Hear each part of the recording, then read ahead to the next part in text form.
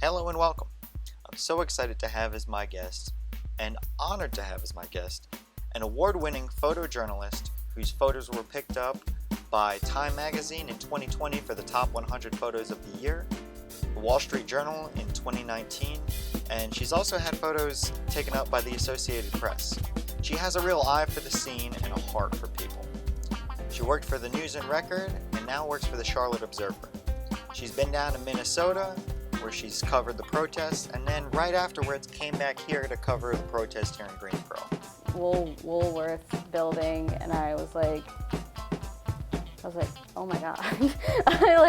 I was just like, oh my god, and I ran.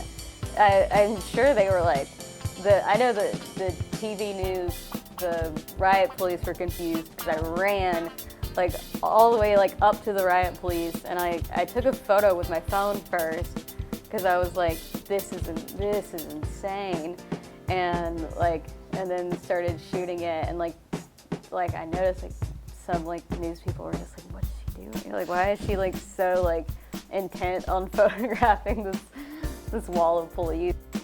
We're going to be talking about that and so much more. Please join me as we have a conversation with Khadejeh Nikouyeh.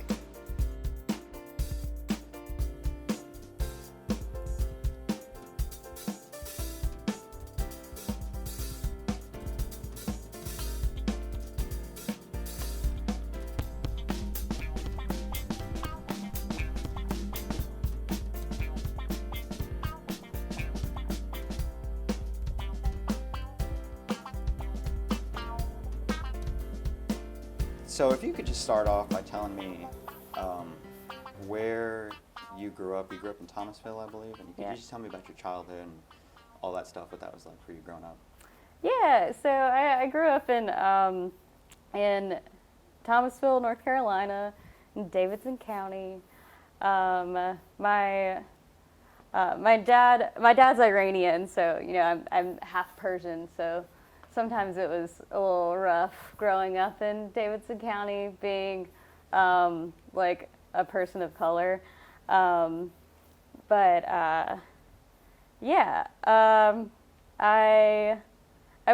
became interested in photography when I was very young. My grandma was basically, I would say, a historian. I wouldn't really call her a photographer, but she took a lot of photos of the family and a lot of Super 8 film. So we have a lot of Super 8 film and stacks of photos of just everything, just every person in the family. So when I was little, I loved looking at those, and I would pull them out and sit with my mom, and I would flip through them and I'd be like, who's this? What was going on here? I was really interested, not just in the photos, but the stories and who my family was, basically. So that's kind of where it started for me, photography, when I was little. When I was little, we didn't have digital cameras and all. We had disposable cameras, and when we would have some kind of family get together and someone would have a disposable camera, I would be begging to can I just take a picture? Can I take one picture? Or I would want a picture of myself. So when I was little, they would always, for my birthday, they would buy me one of those toy plastic film cameras so I could take photos. But they would never get the film developed. I just liked taking the photos. I didn't care. I don't think anybody do they even sell disposable cameras anymore? Yeah, they do. Yeah. They do? Yeah. And Big's Camera in Charlotte has a bunch of different disposable cameras, and you can get film developed there and stuff. So. Yeah, that's cool. I know people do this at weddings. They'll leave one at the table or leave a couple at the table, and you can just kind of roam free with your table. Yeah. Or they'll just hand out the new Polaroid things. Yeah. So tell me about your dad. You said it was interesting growing up with your dad was Iranian. Yeah. Well, actually, start off by telling us he came to America when he was about 30, right? Mm-hmm. Did he tell you any stories of his homeland? Yeah, well, since he was there, he was like growing up in a time where like the all the women weren't wearing hijabs and they wore mini skirts and bell bottoms, whatever. Like they they dressed more like us. But he left to come here to school for school in the like early 80s, so he could get away from everything that was going on then. But yeah, pretty much right after he left, everything changed, and he's gone back one time to see his family after his dad passed away. But one of his family members wrote a book on communism, so his family's like watched a little closely. So like sometimes my dad has some apprehension about going back, but Family member still in Iran? yeah, all of his family's still in Iran except for his cousin.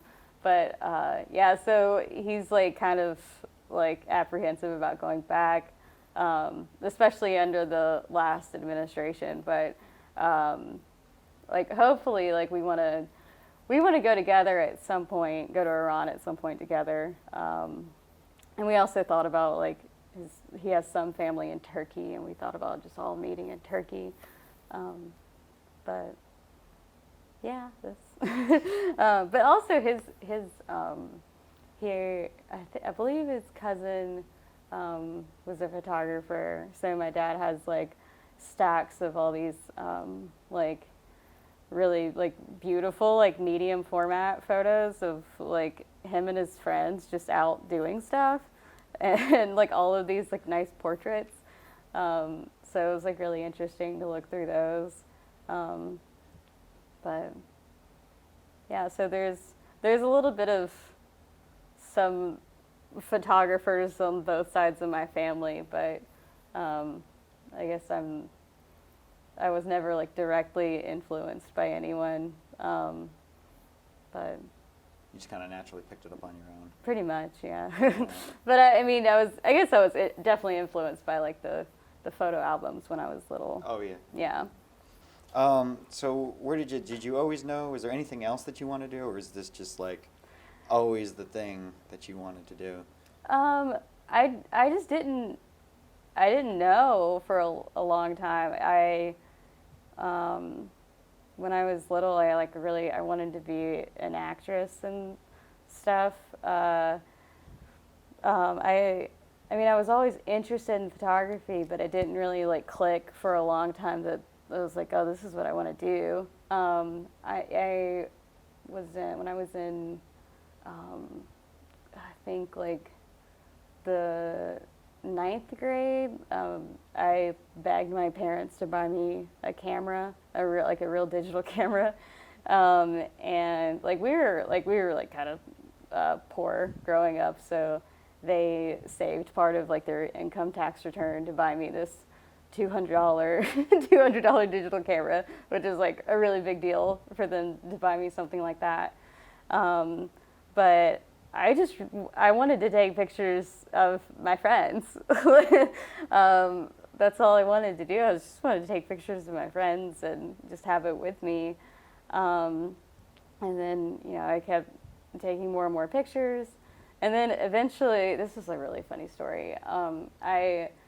I was posting photos on Flickr, and someone contacted me and was like, hey, and I don't, this is such a weird thing. Like, he's like, I'm a representative from Nikon, and I'd love to help you out and like get you like a real camera, a real like DSLR camera. And he was like, since you're like, because I was like 16 at the time, he was like, talk with your parents, literally talk with your parents, make sure it's okay.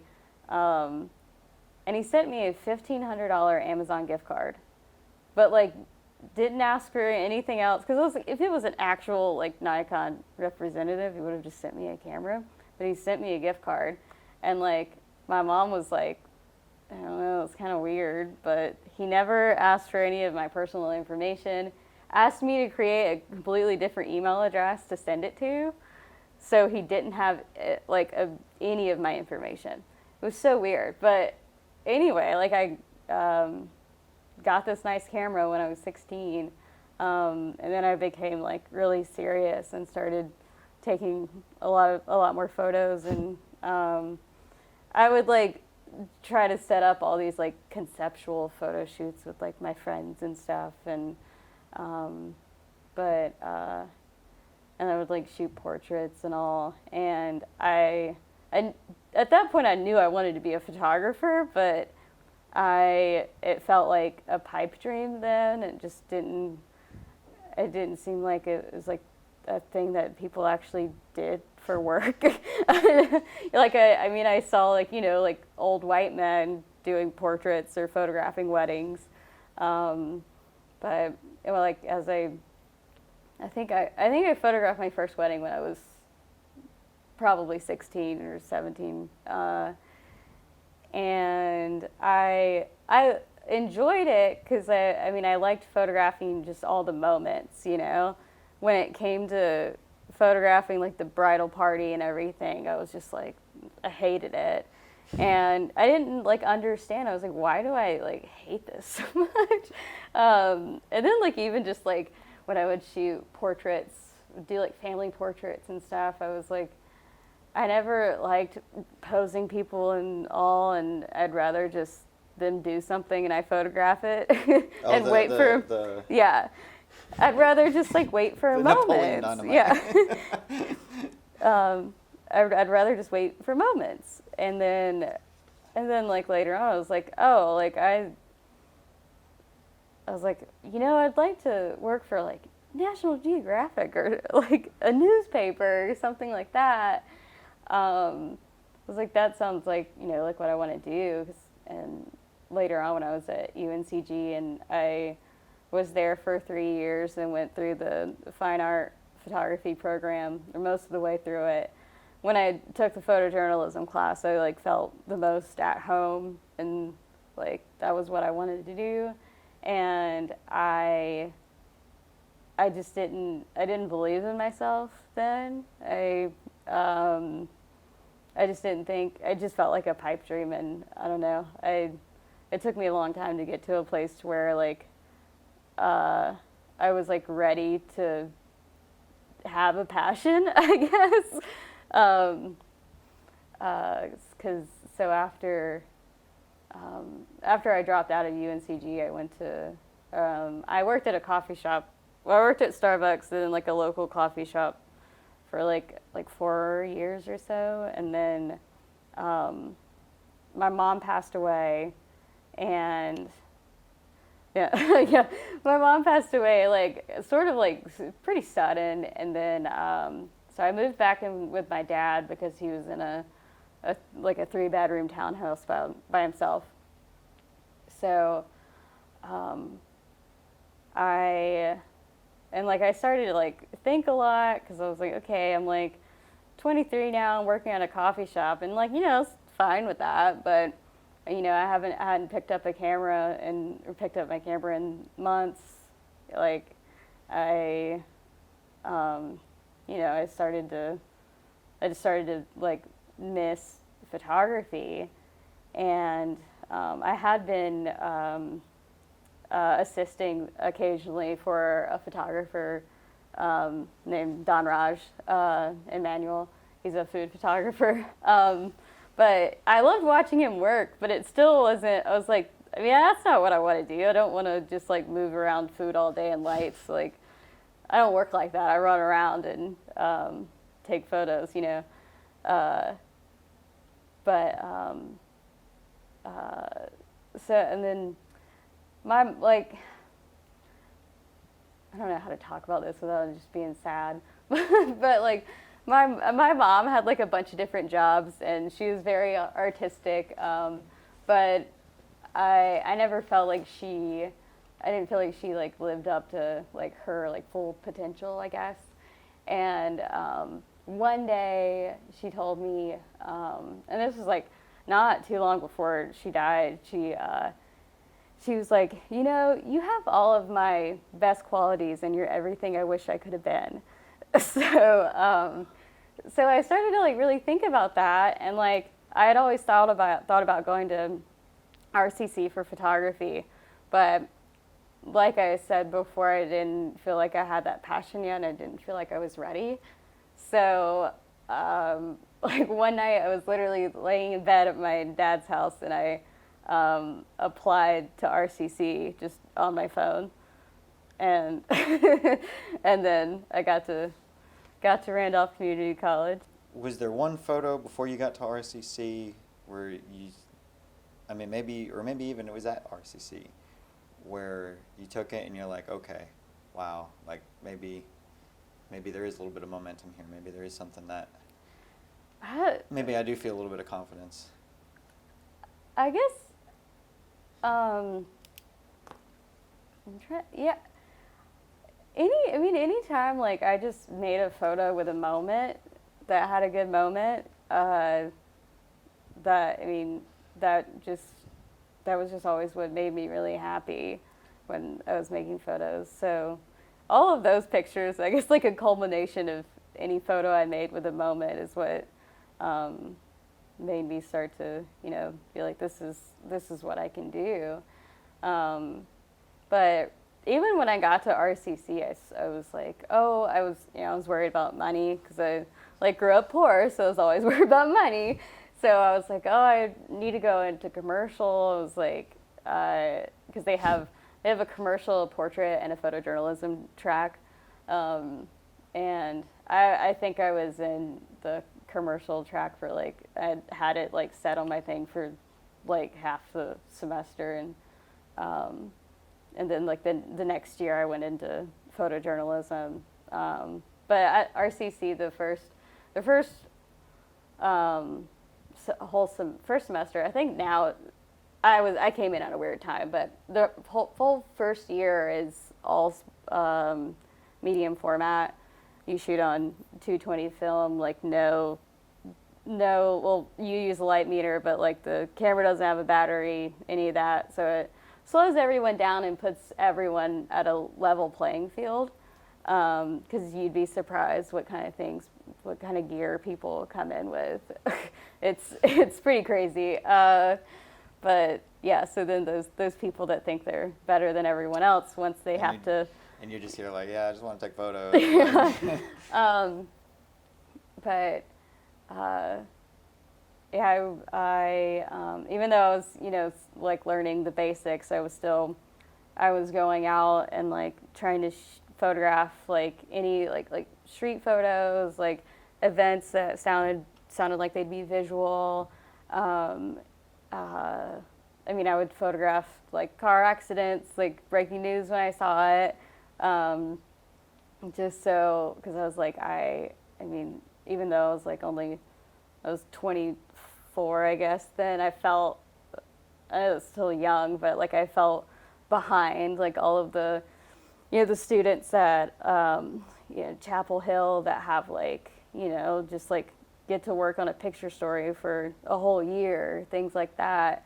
Like I mean, I was still going to get like the, you know, all of the technical training I needed at RCC, but I wasn't going to have that time to develop these like deep long-term stories, you know?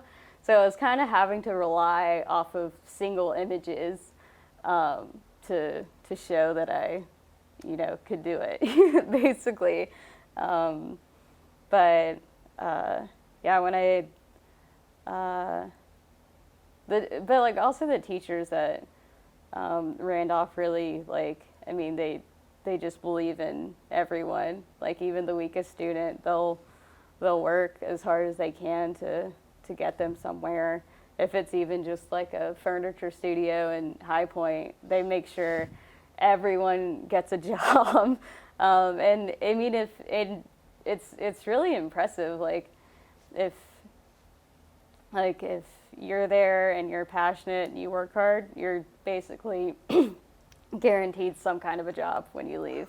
And that's pretty cool, because most places it's like, okay, you're done. Here's your piece of paper. Good luck.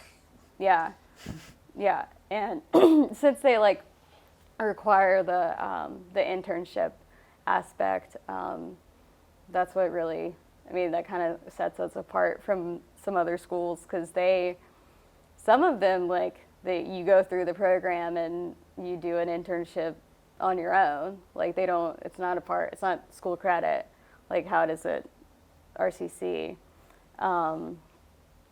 But yeah, I worked really hard those 2 semesters I had of the photojournalism classes. And I also worked really hard on video too, because I knew that's the way the industry was going. So I knew I knew I was a good photographer. I knew I could get by on my stills, but I knew what was going to set me apart was video. So I worked a lot on like just little personality and event videos, and I produced a short documentary. I did everything I could to just, make myself like employable. But my first internship was actually at the Charlotte Observer, and it was really fun. I learned a lot. I also taught the staff there a lot, and I would help them edit video and everything. But because they were all most of them, I imagine, were print journalists. Is yeah, that where you're going? Yeah. So they're all a little bit older, so they were still trying to get their bearings with video, and everything was like super fresh for me. So I would help them edit, and like one thing I taught that this photographer Jeff Steiner didn't forget was sometimes you have to kill your babies. I've heard that expression before, and it hurts. Yeah, go ahead. Yeah, because sometimes you're editing video and there's just a clip of audio or a quote or something that you think is amazing, but it's perfect. You've just gotten attached to it, but no, you don't need it.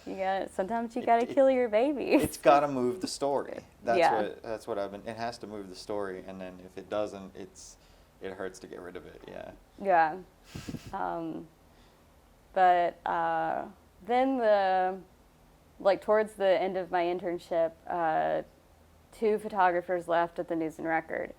So someone told Scott Hoffman, he was about to be by himself, someone told him to reach out to RCC, and he reluctantly reached out because he's an older guy and he didn't want to work with someone young. He was maybe a little curmudgeon-y, but I hadn't worked with. I mean, I've met him on brief occasions, but I could see, great photographer. I could see where you're going with that. Yeah. So he interviewed me, and gave me a freelance assignment, and I think it was Guilford Technical Community College, their graduation. And I knocked it out of the park. I think I had like a 20 photo gallery with I got every name I could, and I had a second sentence of a quote, everything. Above and beyond did it. And he was like, okay, well you're definitely welcome as a freelancer now. And they were having a hard time with hiring, but I was basically texting him every day and bugging him every day, and basically harassed my way in. Because I was like, I need a second internship. I was like, just hire me as an intern. I was like, you don't have to hire me full time. I was like, let me in. I will show you what I can do. I believe they call that gumption. Yeah.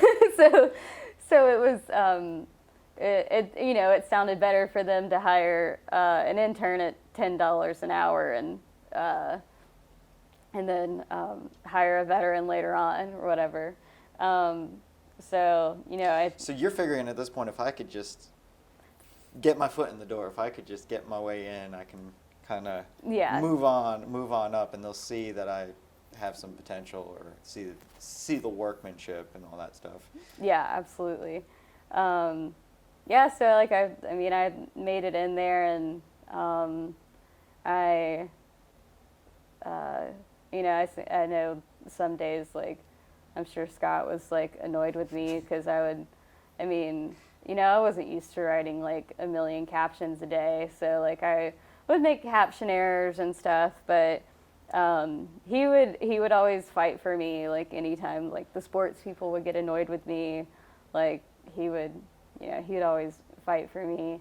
No, I know I like really grew on him because other photographers were like, he's not a mentor. He doesn't usually do that. Well, he just kind of did his own thing. Yeah, really. They're like, he's not, they're like, you're special. You grew him into a mentor. Yeah. You did. But, and then it started to like come down towards the end of the internship, and they had hired another photographer, and it was still like a question of whether there was going to be a third spot. So like one day, like it was really sweet. Scott was like, whatever happens, like I just want you to know that like you're gonna go far. You're gonna like get a job somewhere. Like something's gonna work out for you. He's like, I know a lot of photographers. He's like, I've worked with a lot of photographers. He's like, but you're a journalist.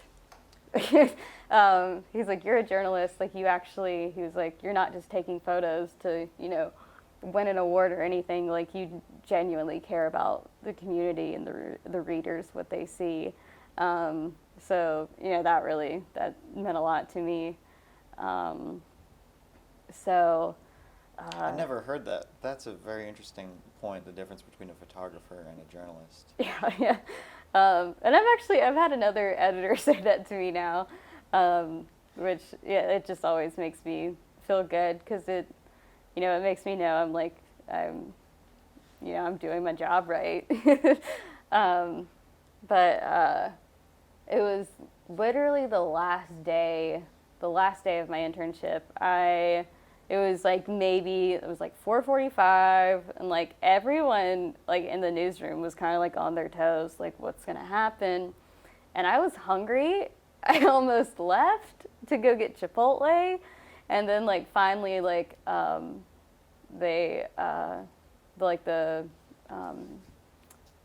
publisher came and got me, and they were like, well, like, we would like to offer you a position. So I was like, just like ecstatic. And then they wanted to pay me, but now I don't work there anymore, so it's fine. But they wanted to pay me, they wanted to start me at $25,000 a year. And I was just like, I was like, can you pay me more than that? They were going to pay you $25,000 a year, and this was what, 2018? Yeah. Okay. Yeah.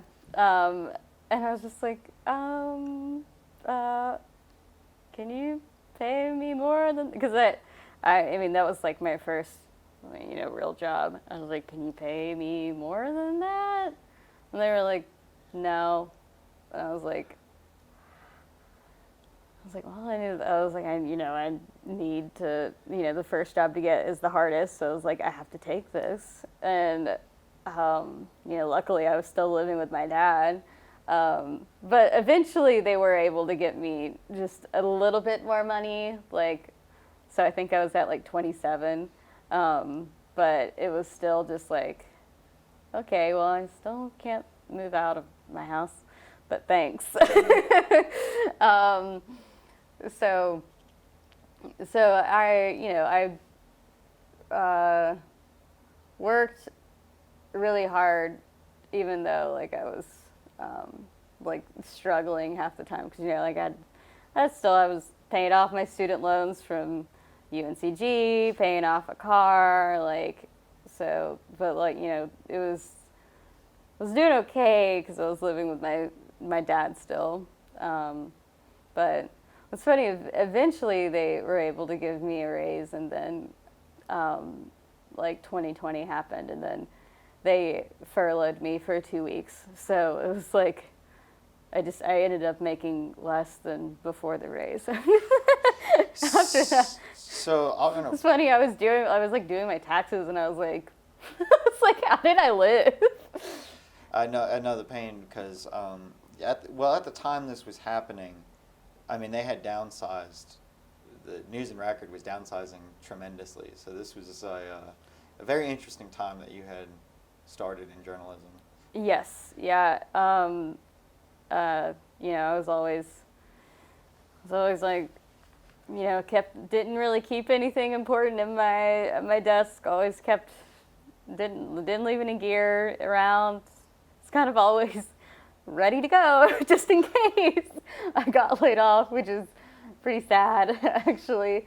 But that was just the reality I had to think about. Did you ever have any other ideas or any other plans? Okay, if I get laid off, or if something happens to the paper, just shuts down today. Did you ever have that thought kind of lingering? Yeah. I feel like that was always kind of this gloom for a long time, because I know at this point I believe Jerry Rowe had left and some of the other I think you took Jerry Wolford's spot. Is that right? Joe Rodriguez and another Andrew Crutch. Yeah.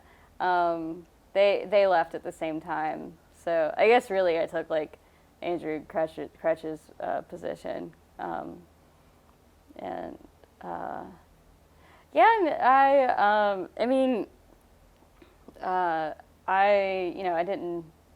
wasn't expecting to stay there forever. It was kind of my stepping stone. Scott Hoffman, before he left, he sent me this long email. It was talking to me about how I needed to. He's go ahead and start planning your exit strategy. He's you're gonna grow out of this really, really fast. And you need. There's not really much room for you to grow here. So you need to start thinking about your next move. And I was always kind of keeping my eye out for other jobs, and I got offered jobs every once in a while. People would literally they would DM me on Instagram and be like, "Hey, we have an opening at our paper. If you want it, it's yours." But it would be somewhere in the Midwest, and I would just be I don't. It's a big move for probably not much more money. So, I started thinking about. I was well, I guess I could Well, the hope was always just to move to a bigger paper, but because I feel like I don't have the personality to freelance either, because I'm not the best at the schmoozing and all that. I don't send Christmas cards and things like that. So people would just forget about me. But obviously I'm a nice person, but I just don't have that, personality. I think we left the generation of Christmas cards too. Yeah, yeah. So I eventually I got it was sort of towards the beginning of 2020, the Charlotte Observer reached out to me and was like, "Hey, we're gonna have an opening soon. Like, we would love to have you here." And I was like, okay, yes, yeah, there we go. there's my way out. And I say like a way out, but like, you know, I loved working in Greensboro. You know, Greensboro is very much a home to me, even though like I grew up in Thomasville, but like I always, you know, went and hung out in Greensboro, and then I lived in Greensboro for 10 years after high school. So I was really fortunate to get to cover my own city, because usually like when you finally find that job, it's like out, you know, somewhere in the Midwest. Like you never know where you're going. So I was really fortunate to be able to, you know, be somewhere where I was already very much rooted into the community, you know. But there's a lot about Greensboro I miss, like all of the, I covered so many like just smaller community stories that I don't do as much at Charlotte, but I definitely, when I find something, I push it, and I always try to, I find the stories that I'm passionate about on my own at Charlotte, but like at the News and Record, I just really loved working with Nancy and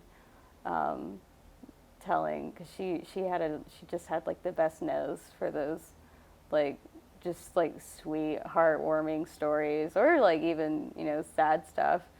But yeah, like, you know, at the News and Record, I got to photograph a biracial octogenarian couple get married. They met in their trailer park at the mailbox, like so like I feel like in Charlotte, like Charlotte's just so big, it's hard to find those stories. But do you have to dig for your own? Do you mostly get assigned stories, or do you dig for your own and say, hey, here's something I'd like to cover, or here's what I got going on?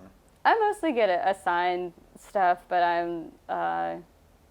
if, you know, sometimes I'm at an assignment and I'm always talking to people, and I'll sniff out another story, and I'll, you know, reach out to another reporter and be like, hey, do you want to work on this with me, because I can't write.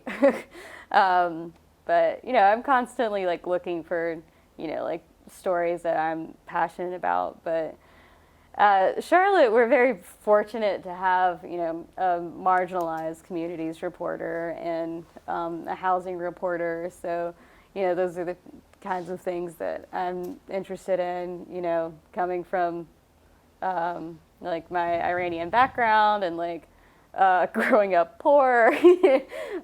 Like those are people I can really connect with and share their story in a way that's gonna, you know, make them feel seen.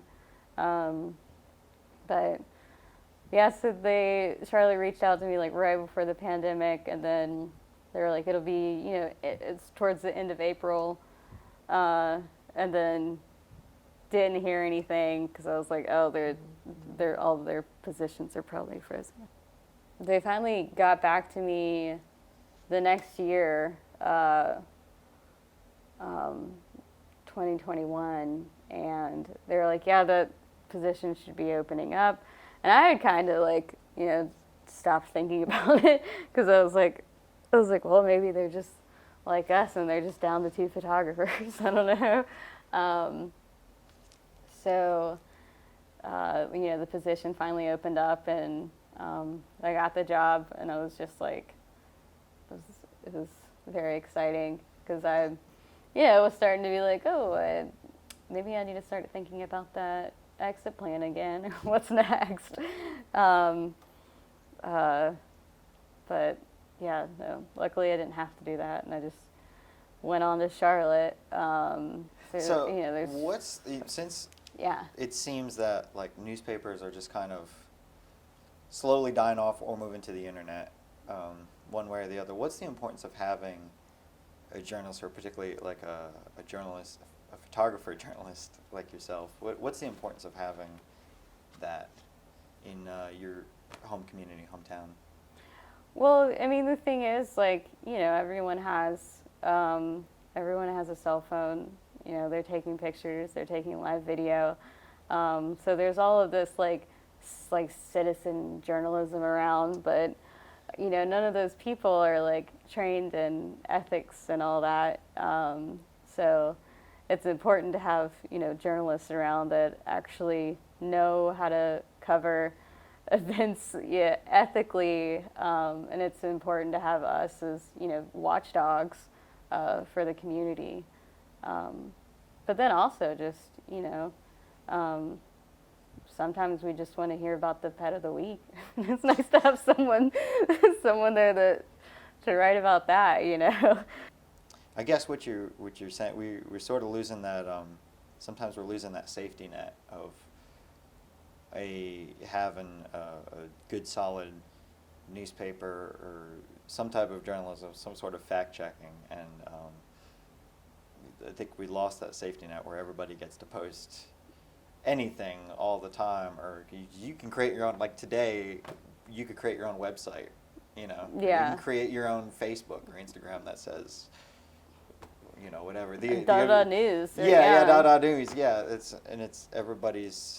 everything's kind of like diluted sometimes that way. Yeah, I remember there was like this like weird Russian. Do you remember this weird like Russian thing that like there was like some Facebook page that almost looked like a real like news thing, and it was like posting all of this like crazy stuff, and like people were sharing it thinking it was like real news, but then it was like, Onion. And it was it was like posted from Russia.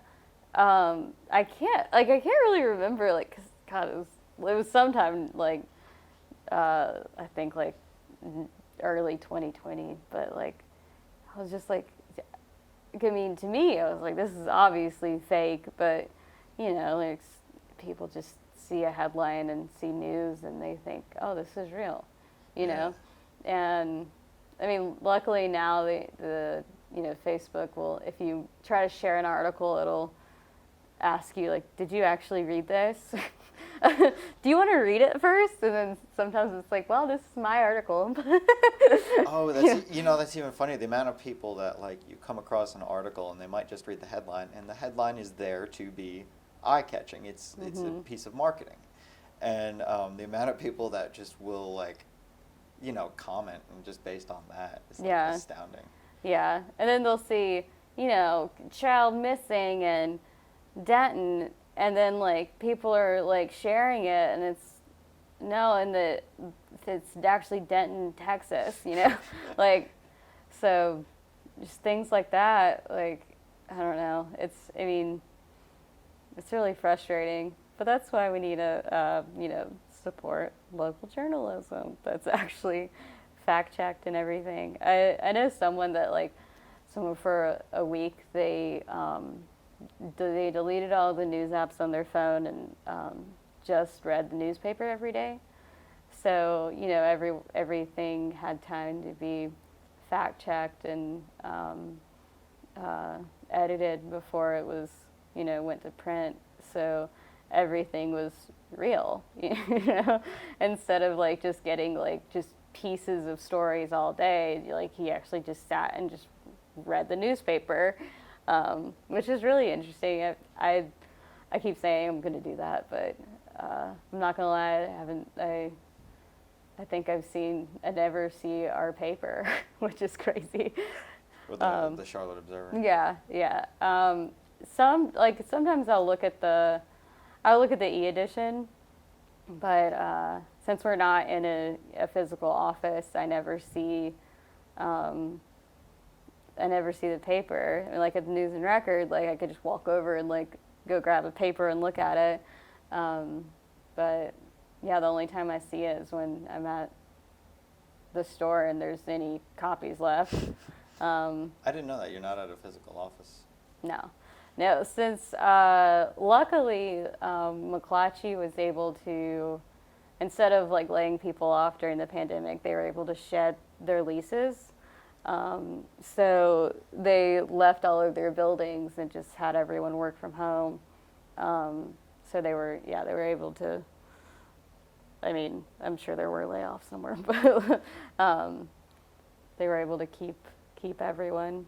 And I don't even think they had furloughs, which is, I mean, compared to all of the other companies, like, which is pretty good. And we're actually doing just, I mean, amazing right now. We've hired in the past couple months, we've hired like something like 12 reporters. Wow. Yeah, we've hired, and I don't know if that's, I mean, it's something like that, but I mean, editors, reporters, Like editors, online stuff. Expanding the papers, which is Yeah, okay. yeah. And we hired 2 photographers, so we're a staff of 4 now, and we are looking to hire a video producer, so someone that would be in the field a little bit, but mostly just edit video and make sure stories have video, and so that's really, I mean, it gives me a lot of hope. Some days I'm like, during meetings, I'm like, are we like, do we actually have this money, or are we just like hoping for some kind of return on investment with all of these employees? But yeah, and I'm not afraid to ask those questions now. Based on your prior experience with, hey, we're gonna pay you this little bit, and hey, maybe we'll keep you, maybe we won't. Yeah. So, but also in addition to working at Charlotte, I also work at as an adjunct instructor at Randolph Community College. So I get the photojournalism students in their second semester, and so I started there like right not too long after I started at News and Record, which sounds like, why would you already be teaching? But what I do is I bring in. Well, you have to pay them off too. I bring in my students, or not my students. I bring in my assignments to my students and show, like, here's my whole take. Here's what worked. Here's what didn't. Here's the issues I came across, and I have them work on like picture stories and stuff. But it's mostly like I just talk about what I do, and it's been like really rewarding to work with them, and like I never thought I could teach. It's not something that ever crossed my mind, but I have a 3-hour-long class with them, and it goes by in. Wow. Yeah, it goes by no time. I'll be like, how did I go over like 30 minutes? But they're like, it's fine. Like they're, it's just having, it's like I just have a conversation the whole time with them. And they're just really engaged and interested in what I have to say, and it's a really good feeling, because I'm like, oh, I'm doing something right here, and I'm getting them into good internships. So it's been really great to be able to keep a good name for Randolph Community College for that photojournalism program, and get our students into internships and jobs, because I think it's important to point out that like we're a community college, and like tuition's like $1,000 a semester, and like we're one of the best programs in the country. To me, if it were up to me, I'd say we're the best, especially for the price and the care the teachers put in. Is you just can't find that anywhere else, because like it's smaller classes, and like the studio space we have, and like the video editing suites, like I mean, and the gear we have, like, is, I mean, there's like, well, it's got to be over $1 million in gear. And like, we just bought mirrorless cameras, like the Canon C70 video cameras, stuff like that. Like, it's just a really incredible program. And sometimes when people hear that I went to a community college, they're like, "Oh, that's okay." Like, well, see, and that, what's funny is I went to a 4-year school. I went for communications, video, television, radio, and I don't think I hardly touched. Like, actually, the studio that we had was like older than this, and it was like probably straight out of the 90s. And it was, I think by the time they did upgrade, I'm joking on my alma mater here, but it was what you're talking about. And I was like, oh man, that would have been actually beneficial to have that. We didn't have any, like, everything I did, I pretty much learned at my internship, which really kind of irritates you because you're paying them for somebody else to teach you. But yeah. So I mean, when you leave Randolph Community College, like, every piece of gear, you've touched every piece of gear you can think of, and you know who invented it. Like, so I mean, I could walk into, even going through the photojournalism path. I mean, I could walk into any studio and work whenever I needed to if it came to that. I mean, it's just like this skill set is just really incredible that they teach. I mean, and I've, like, I know, some people, like, I mean, at UNCG, like, they I think they had a studio somewhere, but the fine art photography program was like, I guess in its infancy when I was there, so I don't know how much they've developed since then. What's funny is last year they asked me to talk to the photojournalism class, and it's funny because I flunked out of UNCG, but they wanted me to talk to their students, which is really interesting. Well, that's probably good. I mean, you probably saved a lot of money by not.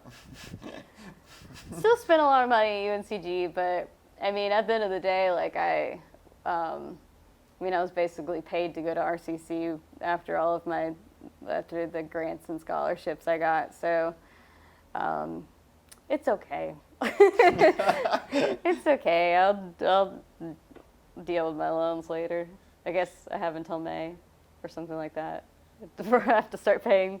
Oh, you deferred. Well, for the pandemic, they've right. Yeah. It was. What's funny is I didn't even need, because I had a Pell Grant. So really I didn't need to, and I was living at home, so I didn't need to take out, and I was working, so I didn't need to take out loans, really. I mean, maybe a little bit, but not as much as I did. Like, I was just a kid. I was 18 years old. I had no idea, like, where the money was coming from, or like what was a grant or anything. I had no idea. It was just, I got this refund check and there was like $5,000 in my bank, and I was just like, do I have to pay this back? Like, I was that confused. I was just like, is this my grant, or like, what did I do? Like, what did and yeah, luckily my loans aren't that bad, since I did have the Pell Grant, thanks to being poor. Jumping back into photography, can you tell me about, like, I guess there's a different process to everything. So, like, if you were to do, I know you don't really do portraits, but if you were to do a portrait, it's different than doing, say like a parade or a protest, which we can go into here in a little bit. Yeah. Tell me about your process for setting up for some of these things. So for a portrait, anytime I get a portrait assignment, my goal is to not shoot a portrait. So, I mean, I asked the person, like, what is it they do? Like, why are they, or like if they're, like a wacky science teacher, like, when do you have class? Like, when are you going to be in class? Like, when, like, like some, like, woodworker or whatever, like, when are you going to be working? Like, my goal is always to get the person, like, in action doing something, instead of shooting a portrait. There's certain, like, for like photo illustrations and stuff like that, I like setting up lights and doing, like, fun colors and stuff, but usually my goal is to try to get just like a natural moment. You try and work out of the studio. Yeah, definitely out of the studio, at least. But yeah, no, my goal is trying to get them doing the thing they do. But yeah, so I try not to shoot a portrait, but obviously, sometimes I have to. But, I'm like, bring the things you, whatever the thing is you do, bring me, like, if, I have to photograph, like, a mom who lost her son to a shooting, I'm like, can you bring a photo you love of him? And, like, I'll, try to work on, like, layering and stuff like that for the photo.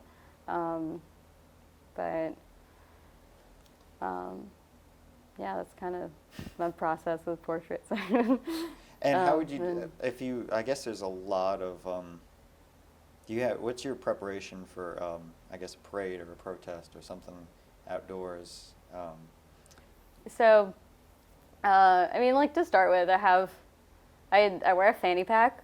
So I keep my phones, my notepad, Very 90s. In my fanny pack.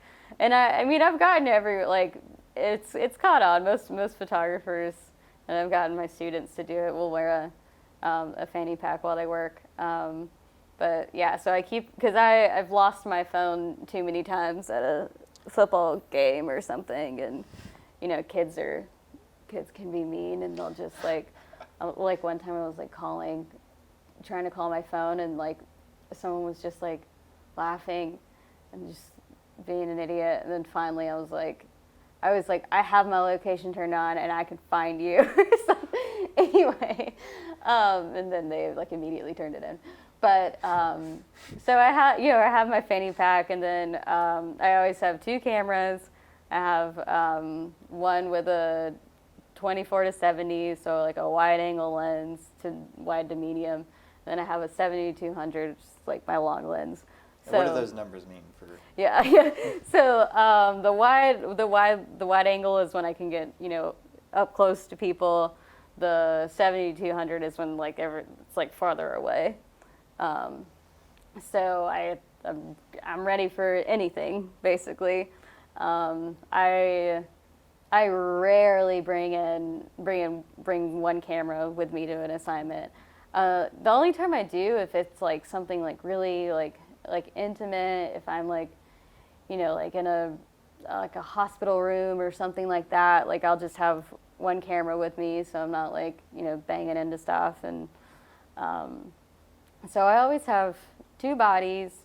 Then also like like something might go wrong with one camera, so I always have two cameras. And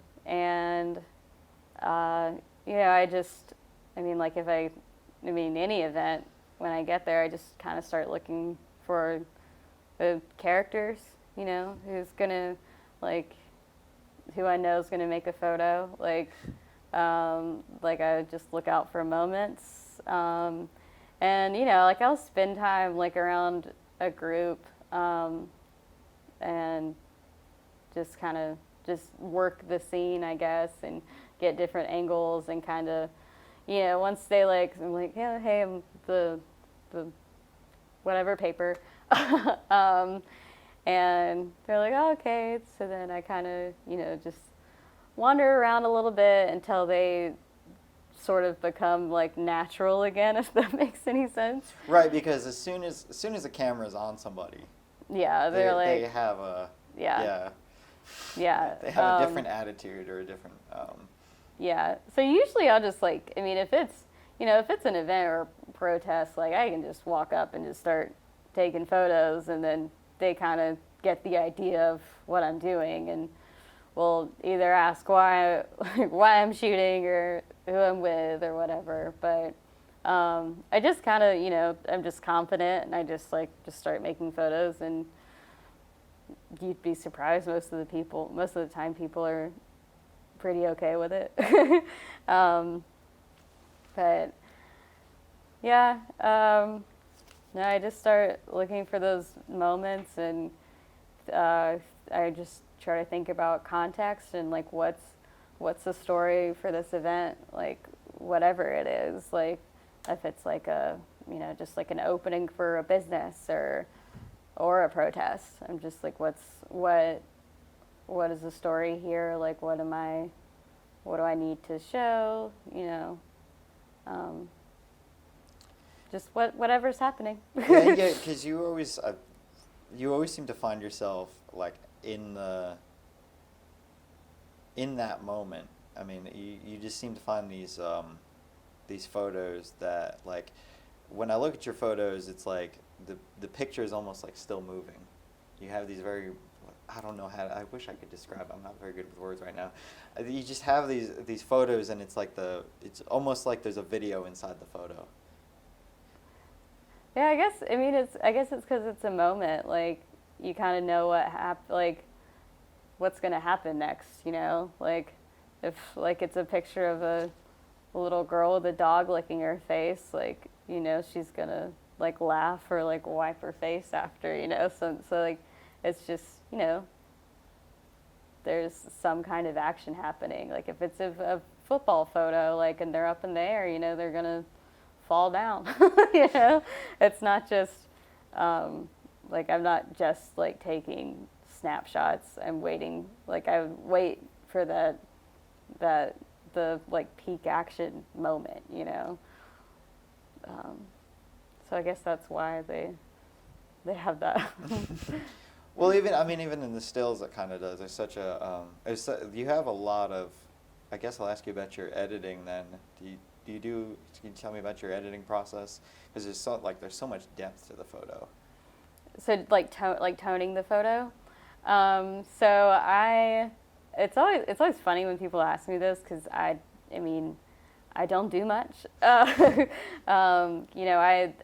expose pretty properly in camera. I'm rarely ever off unless something just drastically changes. And I look for light, and I try to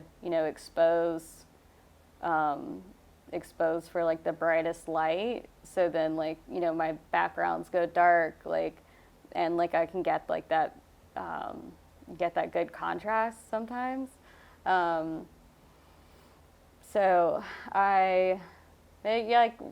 What I do is I brightness contrast. I will sometimes darken some areas, lighten a face, things like that. But nothing you couldn't do in an actual or everything that you could do in a dark room, a real dark room.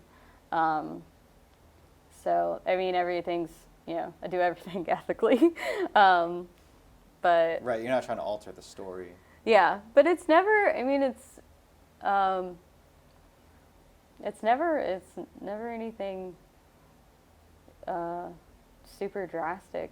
And it's funny because my students were like, "Can you show us how to edit photos?" And I'm like, "What do you mean?" I was like, brightness, contrast, a little bit of clarity. That's it. They're like, "What about saturation, vibrance?" They're just naming off Photoshop tools, and I'm like, no, don't touch that. Also, I don't touch saturation, because that's altering reality, So, yeah, I'm not moving around any footballs in the frame or something like that. But I do remember you posted one time, somebody came up to you and said that it's the camera that makes it, almost Well, it was like disingenuous to what you do, and it was yeah, a lot of the time the camera makes the photos. yeah, Something like that. I remember. and because I mean, I'm like a younger woman. I mean, I look younger than I am too, and then when I come up to like go out to like a football game or something, and I have nice gear and I have like the long lenses and everything, because I've worked hard to be where I am, and I have the gear that works for what I do. And like, some like men will be like, well, like, why do you have that gear? Or like, they'll say, and you're like, I work for the newspaper and da da da da, and they're like, well, how did you get a job? Things like that, and then I get the like from other people like, oh, that's a nice camera, it takes really good photos, and I always just say, yep, I taught it everything it knows. That's good. But yeah, a lot of people don't realize like, no, I could hand you my camera and you wouldn't even know how to take a photo in focus. So yeah, but I've heard so many different things, but especially just being a young female photographer, like anytime I show up to something and there's like another like journalist from another place or something, and they're like, oh, I thought insert white male photographer was going to be here instead, and I'm just like, what, like, do you think I just photograph like press conferences and pet of the week, like, because I'm a woman? Like, no. So, and people like, sometimes people are like, oh, so are you an intern? And I'm like, no, I'm not an intern. And they're like, oh, okay, so, or do you freelance? I'm like, no, I work full time for the paper. And they're like, oh, wow. Well, I get that. Yeah. I used to get a lot. What school are you going to? Oh yeah, I work full time. When I'm photographing high school sports, people think I'm making photos for the yearbook, and I'm like, I'm almost 29. Like, no, and it's funny because I'll have like a lens this big, and I'm like, do you think your school has this to take yearbook photos with? But and like when I'm covering certain events, like my credentials always get double checked, like especially like at like pro sports and college sports, they'll be like, oh, like a white man could. I mean, I keep saying this, but there is a white boys club of photography, but or photojournalism, I mean, but a white man could walk past me, and when I walk past, the security stops me, and they're like, oh, like, where's your credentials? And I'm like, it's right here. I have it around my neck, just like the man before me did. But so it's a lot of, I spend a lot of time just sticking up for myself and not letting people talk down to me, because and like sometimes I get like a little like heated with some people, and they're like, it's not that serious or whatever, and I was like, the thing is, like, no one's ever like put you in your place, so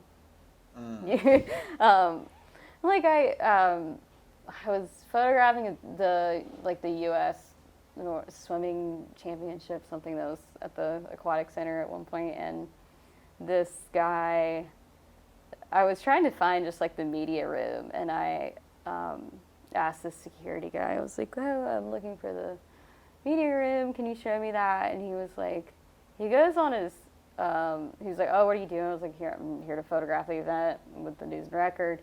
And he goes on his walkie-talkie, and he's like, there's a cute little girl here that wants to take some pictures. And I just like looked at him and he was like, oh, I'm sorry. He said like cute woman. And then I said, the word you're looking for is photographer. There's a photographer here. And he just like looked at me like, like what? I did that. I shouldn't have said that. Like, but you know, it can be pretty difficult to be taken seriously. And you know, I'm also short, so like. I feel you. Yeah. So, but yeah, and like I tell like especially my female students, like sometimes like you don't have like you don't always have to be polite, because that's what you know we're like, and especially in the South, we're just like taught to be polite to men all the time, and you know sometimes like just because like a man stops me to talk like when I'm on an assignment, like I don't, like I'm working, like go away, I'm working, and they're just like, what's your problem? Like what makes you think I'm supposed? Yeah, what makes you think I'm supposed to talk to you? Like I don't, like you don't deserve access to my time just because you said hey to me. But yeah, I'd like to tell my students like don't be afraid to not be polite and be a B word sometimes. Yeah, well, sometimes it sucks. You got to learn, you know, these little things the hard way, especially when you're, you know, walking downtown and. Oh yeah. You know what I mean? I've heard all kinds of, and it's super. I don't know if you've gotten you. I mean, you're probably like me, where, you know, now it's no big deal. But when I first started shooting, I was so uncomfortable when I first started, like, doing events and stuff, just because, like, you know, like, as soon as you walk into a room and you got the camera, it's, like, everybody knows you're there, and, like, everybody, like, turns and looks at you, or at least this is the way I felt. Everybody, like, turns and looks at you, and everyone's, like, automatically, like, you know, some people, like, they really don't want to be on camera. Yeah. Or I would say most people don't, but that's like, they're just like, oh, easier, you know. Yeah, and I can always pick up that energy, like when someone is not interested in me photographing them, and I always respect that.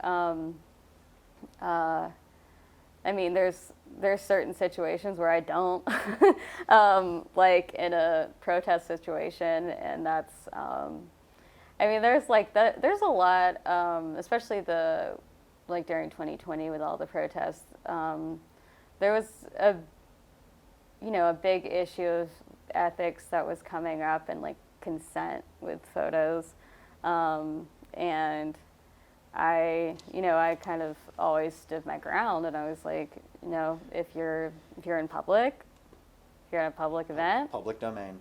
Yeah, like I'm sorry, like I'm gonna photograph you. I know there was an issue of News and Record came under some heat for I think they were worried about retaliation or something like that. They were worried about you know, people being blasted for a counter protest or a counter action, something like that. Yeah, are you talking about the live someone's phone Well, number? that was the phone number, and that was Okay. I was thinking about bringing. I didn't really want it, but yeah, well. We could talk. There was the way I remember it. Anyway, you can correct me if I'm wrong. Go ahead. I remember they were giving out a phone. Someone was giving out a phone number, and it was for if they needed bail money. Mm-hmm.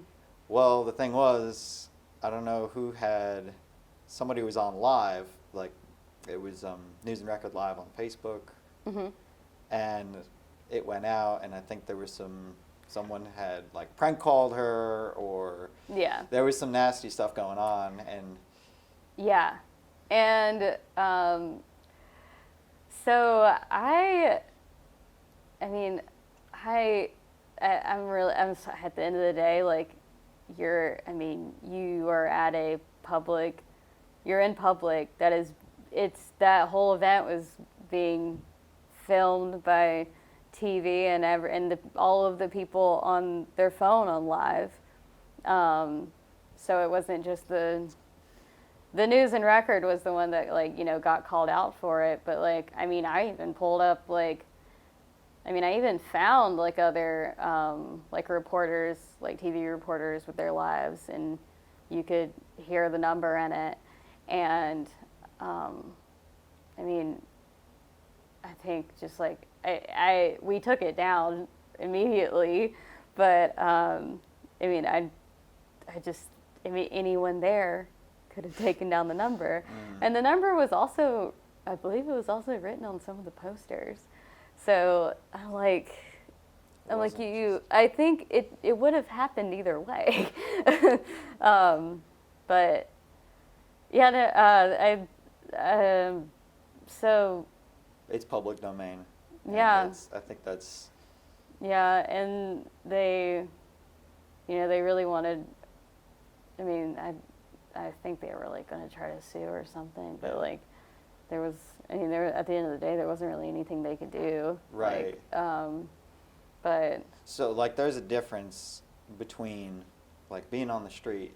If you're on the street, you're pretty much fair game to a photographer, right? Any photographer.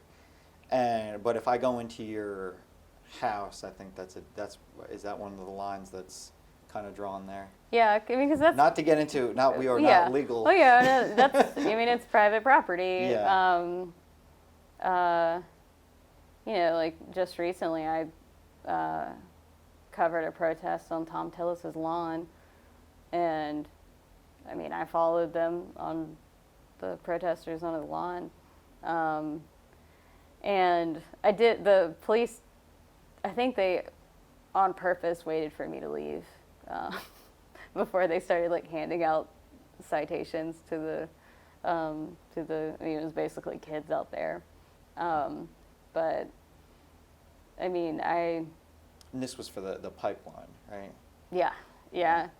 I wasn't, I mean, I wasn't on the lawn very long, but also the police told me, they were like, well, we can't get in contact with the homeowner, so there's no one to complain, so we can't do anything. So then I kind of took that as like, well, I'm gonna follow them until the homeowner makes a complaint. And then they did, they asked like, don't go in the backyard. But that was interesting. Later on, Tom Tillis sent I don't even know if I should talk about this, but he did send a letter to Charlotte saying like, I trespassed on his property and da da da da. And like part of me was like, well, press charges. Like, go ahead, because I was a journalist and I was just covering the story, and it's not going to look good if you press charges against a journalist of color. So I was kind of like, go ahead. I was like, it's fine. But I think they were just trying to like get me in trouble, because they were like, why would you give them a platform or whatever? And I was like, if there's a bunch of like students camping on your lawn, like, I feel like that's newsworthy. I'm sorry. But you've also, to be fair, you've also covered, what was it? Was it Graham? Was it Graham? Oh, the statue in Graham? I can't remember. I only did a little bit of that, because, I mean, Graham's kind of out of our, like, coverage zone. But I would go to, like, especially as a student and, like, early on at the News and Record, I was chasing everything involving the monuments, because it was just, students tearing down statues and stuff. That's just a huge part of history. Like, I don't know how, like, a photojournalist, like, wouldn't want to go out and cover those things. Like, even though, like, I had a job and I didn't need the photos for my portfolio or whatever. Like I just wanted to, just be there to document. But yeah, I did a little bit in Graham and in Chapel Hill. And then I went to Minneapolis. And that's just like, that's a long story. We got time. Yeah. Well, so I kept just watching it on my phone. And one morning I woke up and it may have been after they had like burned down the police precinct, and I was just watching on my phone, and I was like, you know what, I have 3 days off. I have a 3-day weekend. I was like, I'm tired of just watching a revolution basically just on my phone screen. I was like, I need to be here. And I was like, yeah, I'm a trained photojournalist. There's not that many around. I think I'm not sure how many photographers the Star Tribune had, but these protests covered so much ground. And the first night I was there, I didn't see another photojournalist. But I looked up a plane ticket, and I was like, should I? I was like, and then I just went for it, and a bunch of my friends and just people I didn't know Venmo'd me to help me out, and I just went in. I kind of I looked at some maps, and I talked to. I knew some people that were involved with the street medics and stuff, that because it's kind of a they all kind of know each other in across different cities and stuff. So one of my friends got me in contact with one of the lead street medics. So he kind of let me know where things were going down, I guess, and maybe places that were a little bit calmer, since I was by myself and I didn't have I didn't have a bulletproof vest or anything like that. I just had my roller skating helmet and my N95 masks and some goggles. So were you scared at all? Yeah. So the first night I was there, they were I rented a car, and I parked a few blocks away from everything, and they had just started burning down the post office where I was, and I was just they were busting down the windows, and they were just starting to set it on fire, and it just seemed like everything was on fire. But I just kind of just walked around and just kind of took in everything. I didn't really make that many photos that first night. I just kind of, I never thought I would see anything like that. The people running with shopping carts full of stuff, and yeah. So that picture, I think I want to say that's the Somalian flag. I'm not sure why he was holding it up. I didn't get to talk to him for too long. But most of the people I was running into were excited, excited to see me. So luckily, I had heard plenty of people getting their gear stolen, especially when they were photographing people looting and stuff. So I just avoided that altogether, just because and also I just didn't. I just didn't really feel like it added much to the story because, like, I mean, we kind of, like, yes, we know there's looting going on, and, like, for, you know, my safety, like, I avoided it.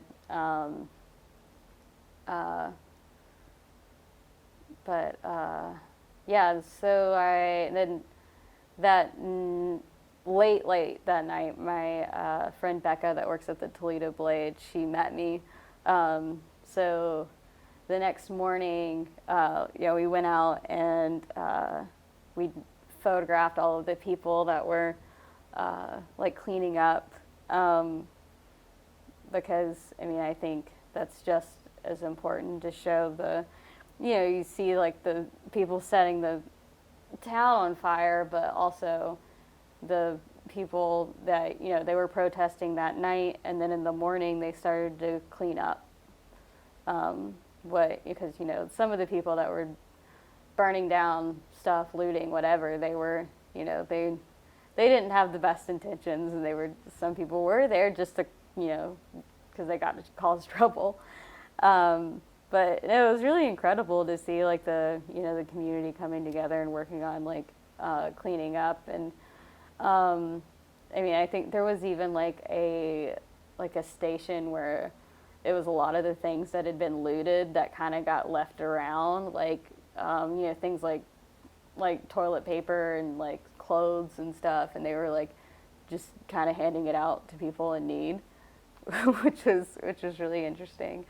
But then, you know, as it like got later, there was a big group kind of set up by another police precinct, and you know, there was like kind of like chatter that they were going to try to burn it down too, but of course the police were in that was when the National Guard had come in. They were like ready for whatever was going to happen. And, you know, we were out there waiting. There was like speakers and stuff. And it was kind of like, you know, just kind of a fun atmosphere, like friendly. Like there was like people grilling and like feeding protesters and stuff. And then at the 8 o'clock curfew hit, and it was like, you know, just like maybe 30 minutes after, like it was like kind of quiet, and then like suddenly there's just like this big like flashbang and stuff, and the like the riot police were coming from they were all like kind of gathered in an intersection, and the riot police were coming from one direction, and people were like starting to like run, and they were, you know, throwing like tear gas and shooting rubber bullets and all of the things. And then like suddenly like someone behind me and Becca said like they're behind us too, and like there's just another wall coming, and they were basically trying to close in the intersection and get whoever they could. The police were? Yeah. Okay. And so we took off running, and we would run, turn around, take some photos, and run, turn around, take some photos. Because you're trying to get out of where the arrests were going to happen? Is that why you're? Yeah, well, they were also, I mean, they were shooting the rubber bullets and like the tear gas and everything. I mean, I had goggles in the N95, but I couldn't be in it for like, you know, longer than, you know, a couple minutes. But also, I mean, they were arresting journalists too. So, and you know, I wasn't technically on assignment. I was going to say, you might have had your credentials on you, but yeah, you weren't. They didn't send you there. Yeah, so I still filed my photos to the Associated Press, but and they used almost everything I sent. So like I had people like the next day, they were like, "Oh, we saw your photo on like CNN or whatever." But yeah, I was like running, would turn around, take photos, run, but then like at a certain point, like we were just like sprinting, because like they were like they over like bullhorns and stuff. They were like lay down, sit down, because like we're stop running. We are going to get you. Like we're gonna get you anyway. So go ahead and sit down. Things like that. And so it was very scary. So we were like just running as like it felt like I was running in a dream, like I feel like I couldn't run fast enough because I just remember looking back and like just seeing like riot police carrying the rubber bullets behind me like turn a corner, and I was like, oh my god. I was like I'm probably about to get arrested. So eventually we kind of started following the street medics because they were running with people that had been like hit with the tear gas. And I was also running from the police because I saw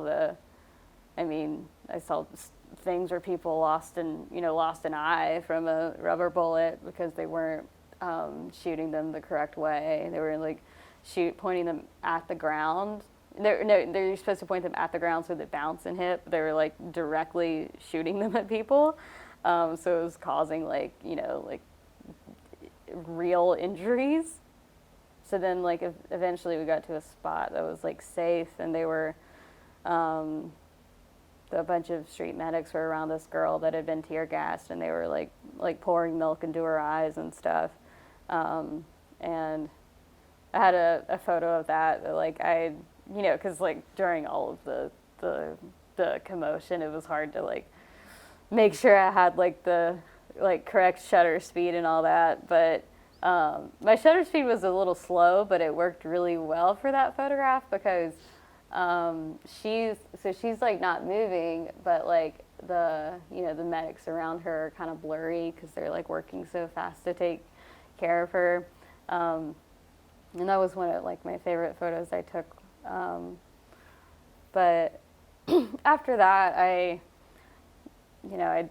said to Becca, I was like, let's just go to the car and edit, and just like, I was like, we made photos, we saw enough. I was like, at this point, it's just not safe. Like, we'll definitely get arrested or just maimed in some way.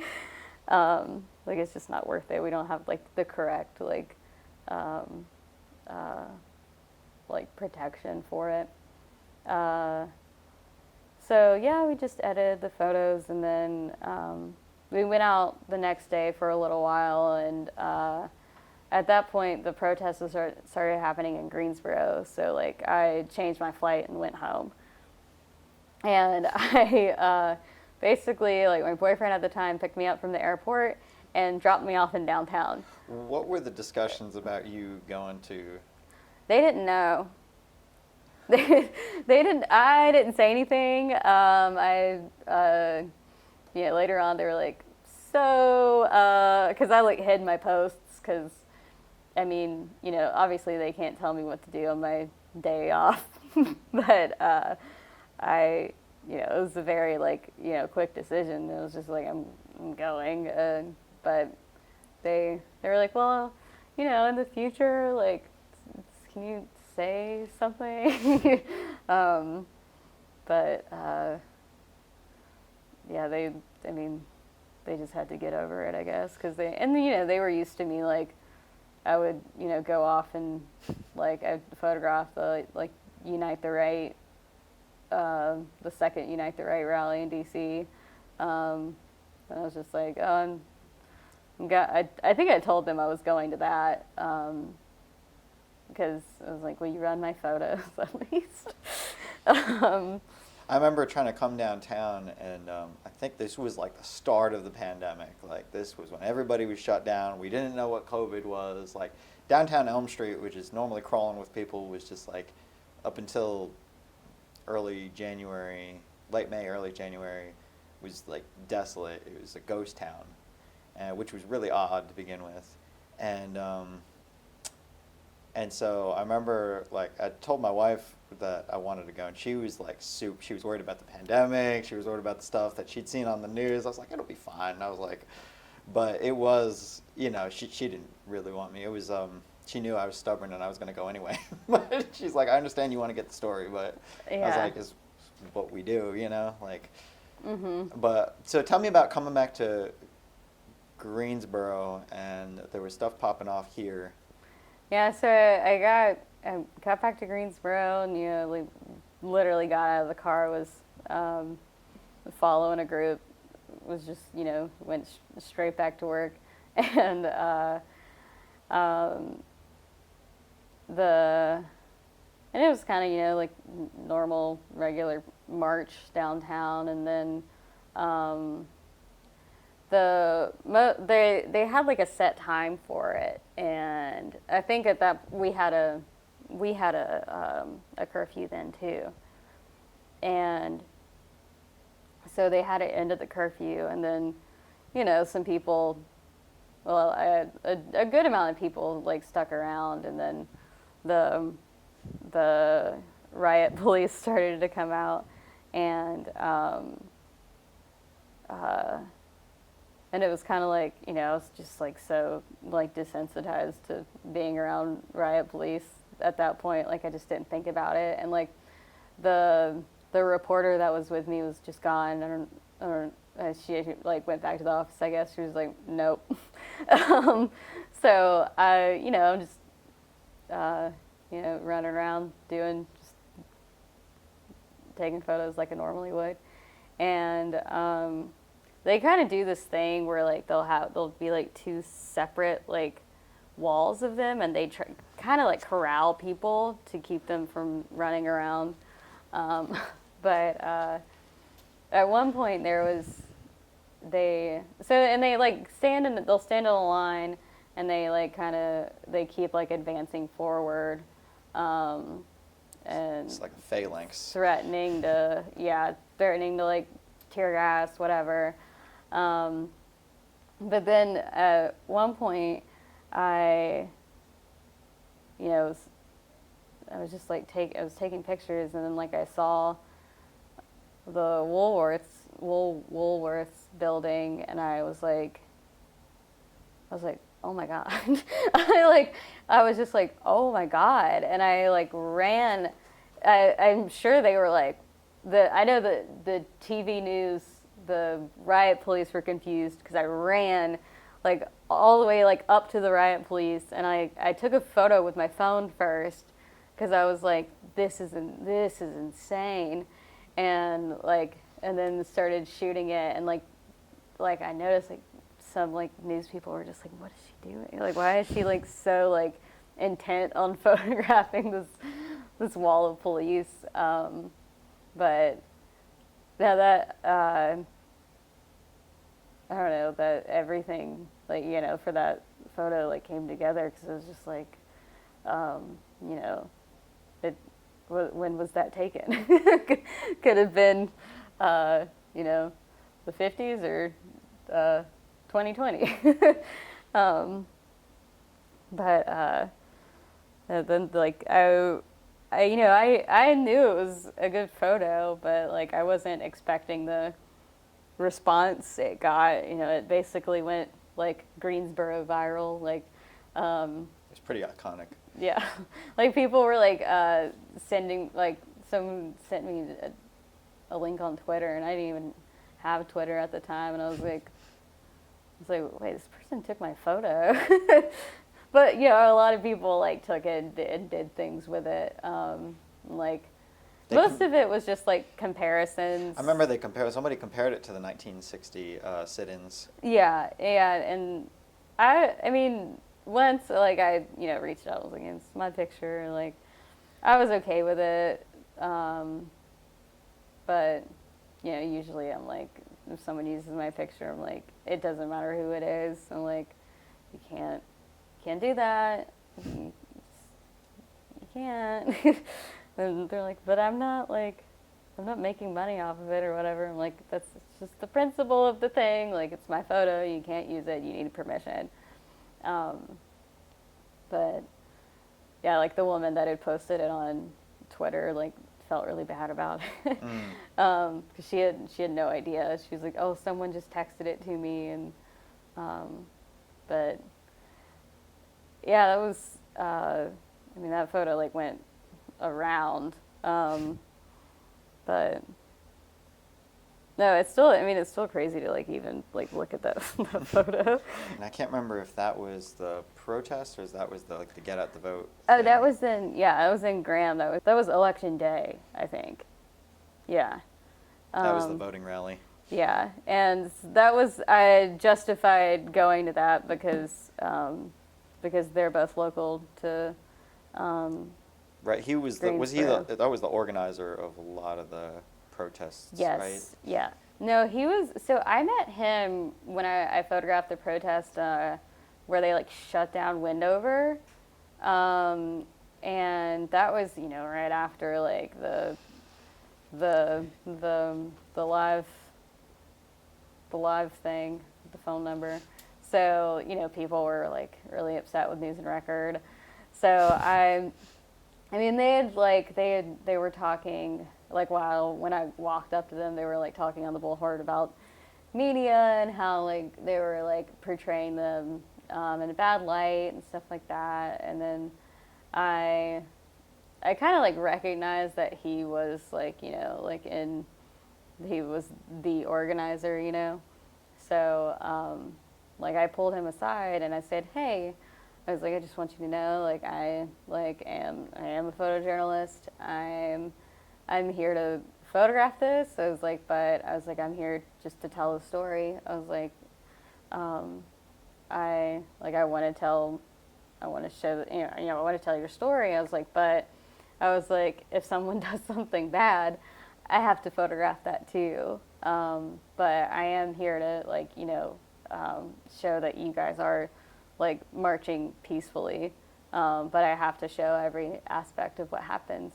And he like thanked me, and so like they felt comfortable having me there at that march. And it was funny, at one point I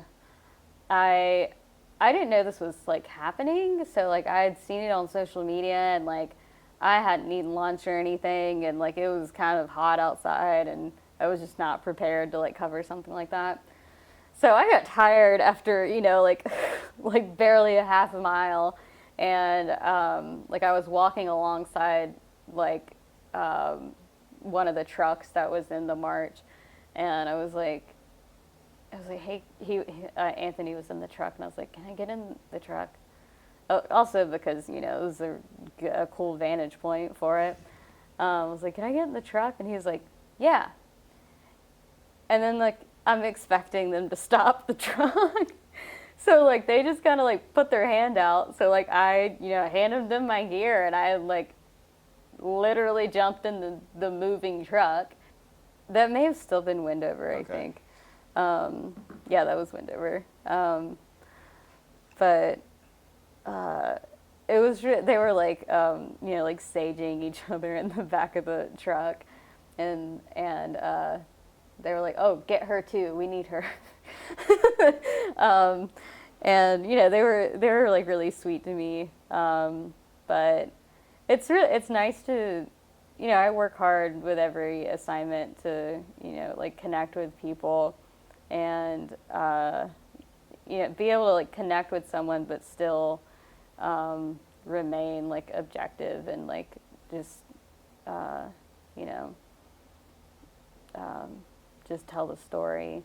But that's kind of like when I get into come into any situation, like I want to have a conversation before I start making photos a lot of the time, because like I want people to know like what what my intentions are and stuff. You're being accountable with them. Yeah, and just like I don't like just having like an instant connection with someone really just changes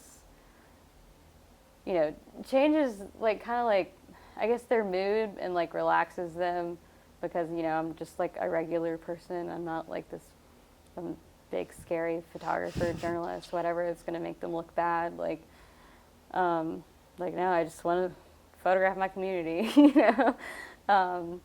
But you know, no, one of my favorite things is like building those connections with people just like in a minute, you know. I mean, sometimes sometimes I have to get people to trust me that quick.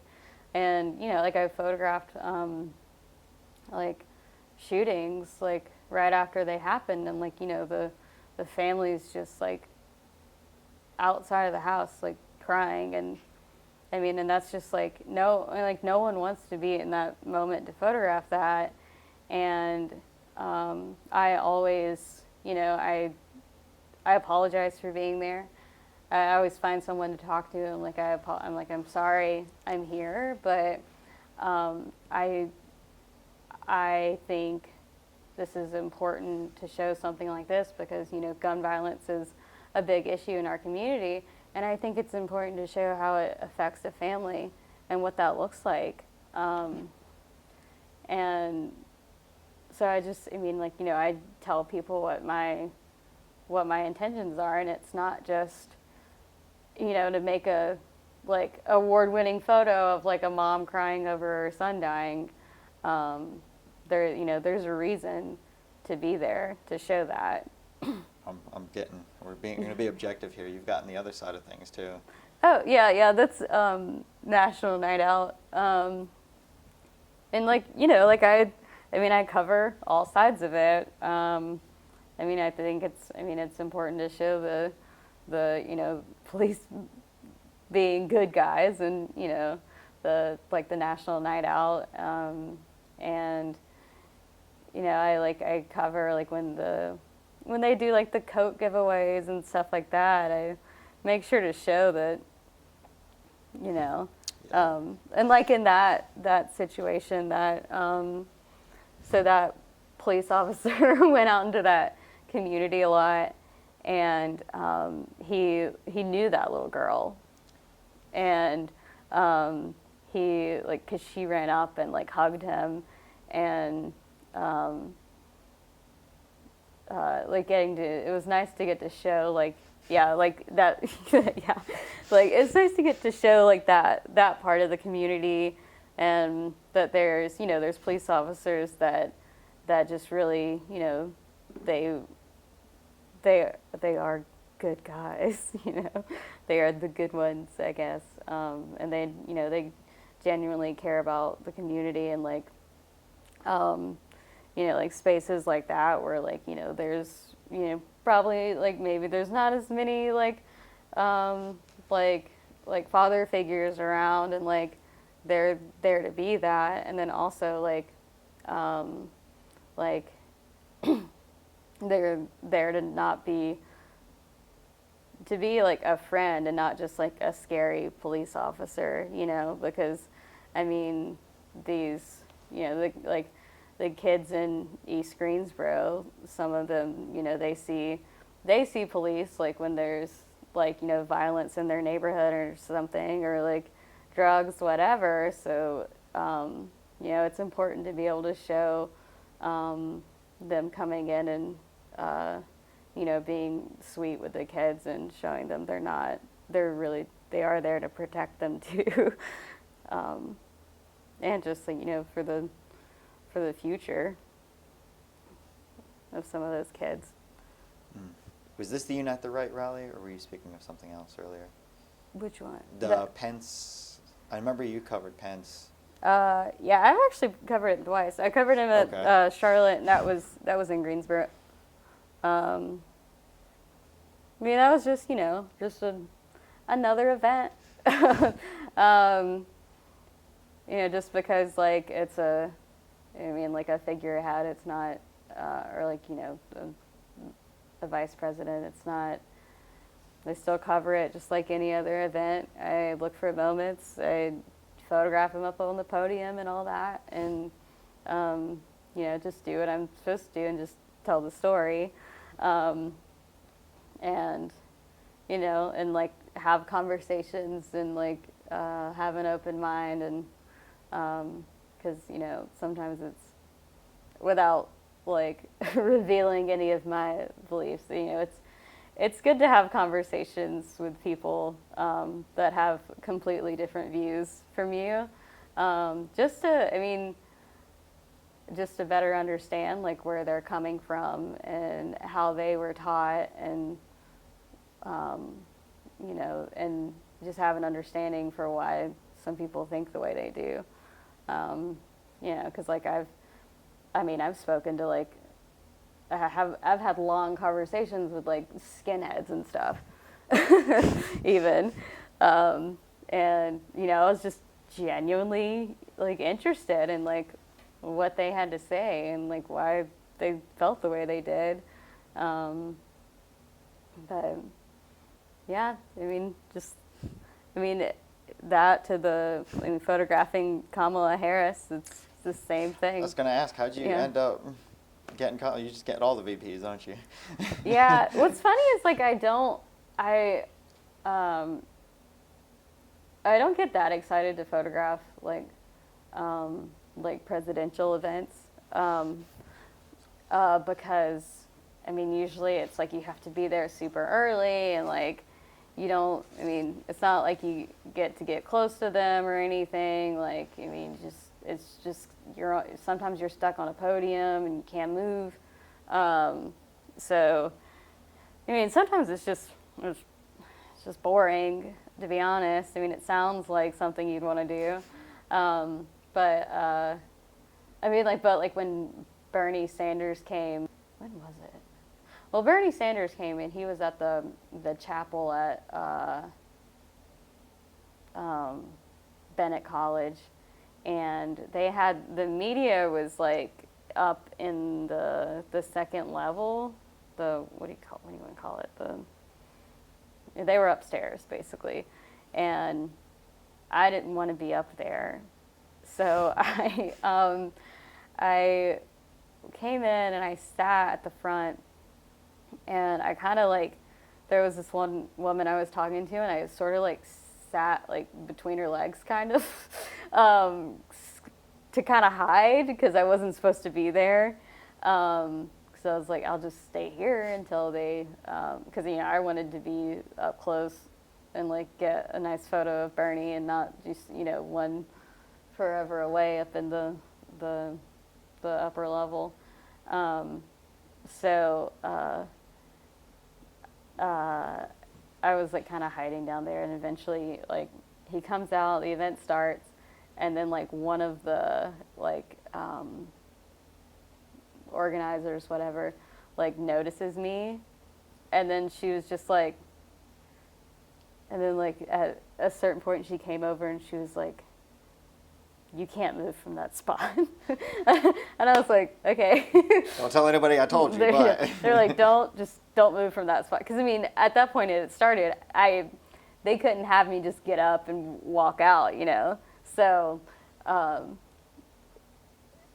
you know, I break the rules a lot, and I just, I ask for forgiveness later.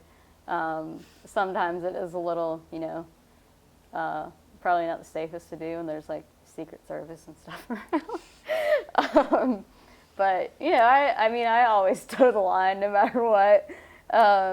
But when Kamala Harris came recently, one of our reporters in DC like knew someone to talk to and got us a one-on-one interview with her, and most of what she was there for was to talk about transportation, and Pete Buttigieg was there, and so like all of the other like TV had an interview with him, and they were excited about that, but they didn't know that we had one with Kamala, and so like finally we get like rallied off to this other area, and there's a bus. They have just the bus sitting there, and they're like, "Oh, we're gonna have y'all do the interview on the bus," and I was like, Sounds okay. Kind of odd, doesn't it? Yeah, I was like, oh, okay. I was like, well, I mean, that's definitely visual, because like, you know, if I we just kind of sat down and just anywhere and talked to her. You know, any other photographer could get a photo like that, but we were alone on a bus with her. And so it was, I mean, it was like, I mean, you know, she has like, I don't know, she just has a very like friendly presence. So like she didn't, you know, she didn't really, it didn't feel like I was just like talking to the vice president of the United States, you know, and like taking all these photos and like getting like really close to her. Like it, you know, just seemed like, you know, maybe I was talking to the mayor or something. Rather, I mean, the reporter was doing most of the talking, but it was still just like, it was very like surreal. And then like just like looking at the photos after that, I was like, I can't believe I got to do that. You know, there's people that go their whole careers without doing something like that. But yeah, I mean, that was definitely one of the high points of my year, getting to do that. It was crazy.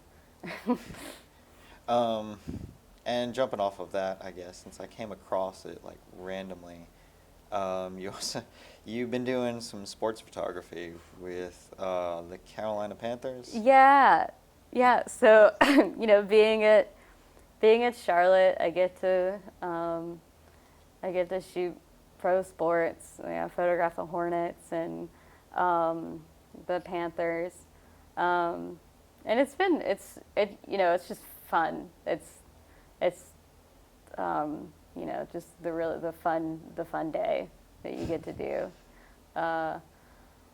Like it doesn't feel like, a lot of days don't feel like work, but you know, getting to sit on the sidelines of a Panthers game and just take photos, like it's definitely doesn't feel like work. It's so much fun. But I mean, what's funny is like, so a while ago, before like I even went on an internship, I had sports in my portfolio, and this woman was reviewing my portfolio, and she was a photo editor. I can't remember who for, but she was like, "Why do you have sports in your portfolio?" And I was like, well, because I mean, I'm kind of supposed to if I want to work at a newspaper. And she was like, "You're not getting a job at a newspaper." She was like, newspapers like only use freelancers and they rarely ever hire, and you're not getting a job at a newspaper. She was like, "Do you even like sports?" And I was like, "Well, I mean, I like sports." I was like, "I like covering sports. It's still storytelling." And she was like, "Well, you should just take it out of your portfolio. If it's not, because even though it said I liked it, she was like, you should just take it out, and only have things that you would be interested in photographing as a freelancer." Because she was like very serious, like she was like, "You will never get a job at a newspaper." And I was just like, okay. But so, you know, I've learned a long time ago the two worst things you can know is when someone says always and never. Yeah, I was like kind of, you know, dumbfounded, and then I tried to not like think about that, you know, because I was like, no, I'm going to work in a newspaper. Screw you. So, you know, I started out photographing high school football, and I mean, photographing the Panthers and all is fun, but like, there's just something about Friday night football that's just, you know, it's so visual, and there's, I mean, you can go anywhere you want. I can go in the locker room. I can get like much more intimate moments, and I can be in front of the kids on the sidelines and stuff like that, and get all of their reactions and everything. And you know, with professional sports, you can't do that. But it's, you know, it's still fun to photograph the Panthers, and it was really great to get to cover Cam Newton, because he's so photogenic, you know. But you know, sometimes I miss covering high school sports because I got to, you know, see, I got to see more, and plus like you know, these people are getting paid like for pro sports. They're still going to get paid at the end of the day. Like these kids are just, you know, they're just playing for fun, you know, and they're just passionate about it. But they, you know, they have their emotions are different. Like you're not going to see a professional football player cry because they lost a game. I mean, occasionally, yeah, but like Super Bowl a couple times. yeah, Right, yeah, yeah. but like watching, you know, just like seeing like this, like, you know, like raw emotion from like a little boy, or not a little boy, you know, like some of them are grown, but basically, but it's just really interesting to see all those different emotions that, you know, you don't get with professional sports. And I'm a little biased here, but I do really like, this is like incredible. I believe these are the new Connex boxes at the Greensboro Fire Department Training Center. Mm-hmm. I love working with firefighters because they, I mean, a lot of them, you know, I think they just like to be photographed. Because, you know, what they do looks cool. So that day, you know, I was getting photos of I think it was like one of the first like training days in it. And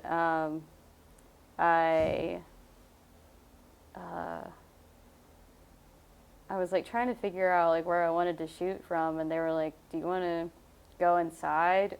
And I was like, "Can I really go inside?" And they were like, "Yeah, like you can." I can't remember what his name was, but he was, you know, the one in charge. Training. Yeah, but he's like, okay, they had me all the, like upstairs, like the top of it, and they're like, he's gonna set this hay on fire, and basically like they're like the room's gonna, you know, fill up with fire or whatever.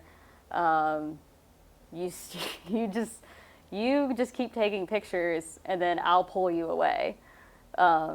So I mean, I was just like, you know, like I just trusted him, and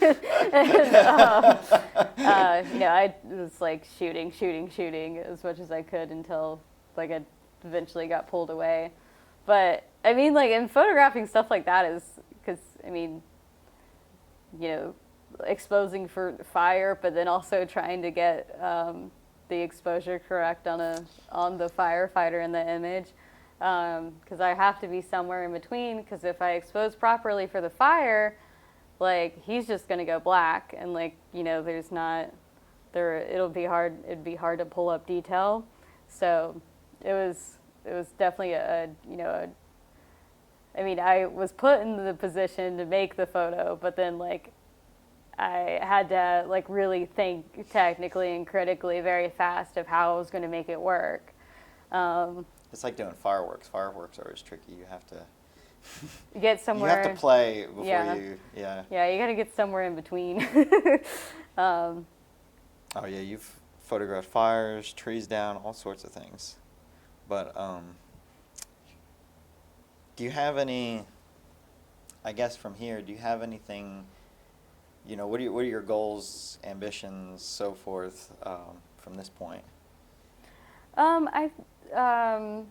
In Charlotte, I really want to, you know, work on getting like rooted in the community, like I was Greensboro. I mean, like this year, like I've been at Charlotte exactly a year. So like the past year, I've been like, you know, still getting my bearings there and everything, and you know, just even trying to figure out how to drive around the city.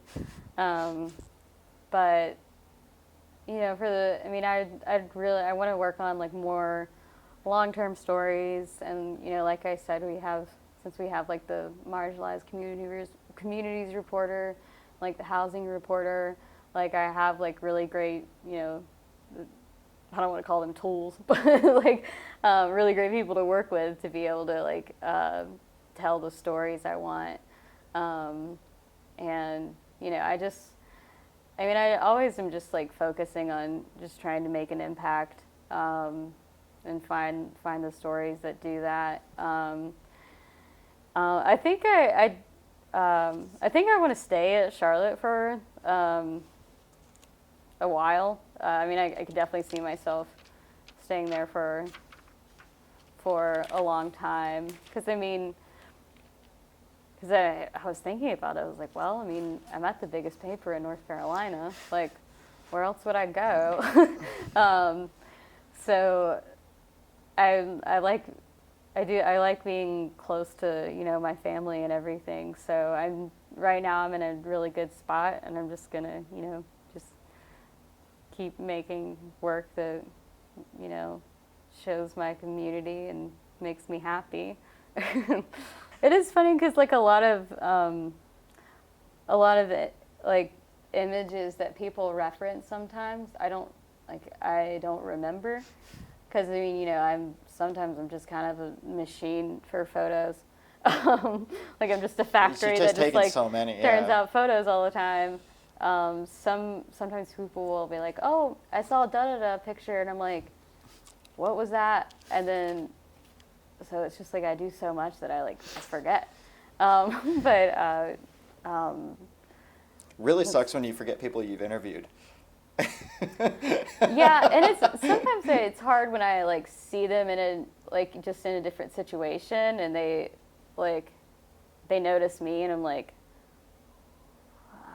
I know you, But it's like I don't know I can remember people's faces, but then I'm like, who are you though? But yeah, no. And I've, since I've left Greensboro, occasionally I'll pass the paper in the gas station or something, and I'll be like, oh, that's a nice photo, and I'm like, oh, that's my photo that I took a while ago. It's really funny when that happens, because I'll be like, oh, that's a nice photo, and I'm like, oh yeah, I took that. Just absolutely, this is a really you could tell this is just like an absolutely intense moment right here too. Yeah, and then not too long after that, they started. There was a group kneeling, and they tear gassed them. They were literally just kneeling. They were tear gassed. Oh, that one was really cool too. I saw that one just pop up here recently. Yeah. Tell us about what is.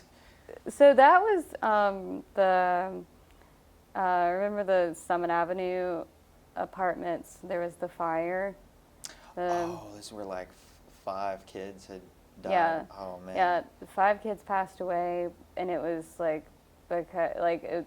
it was because of unattended cooking, but it happened at 2 a.m, and the homeowner had said a little while ago hey, the stove cuts on for no reason sometimes. So they had this issue, and then it was still attributed to unattended cooking, and I was like, well, it's questionable. But the thing was, this was also a Congolese refugee family, and most of the people housed in this apartment complex were Congolese refugees. And after some investigation, they ended up condemning them. So they all had to leave, and they didn't, because of where they came from, they didn't understand that it was unsafe living situations.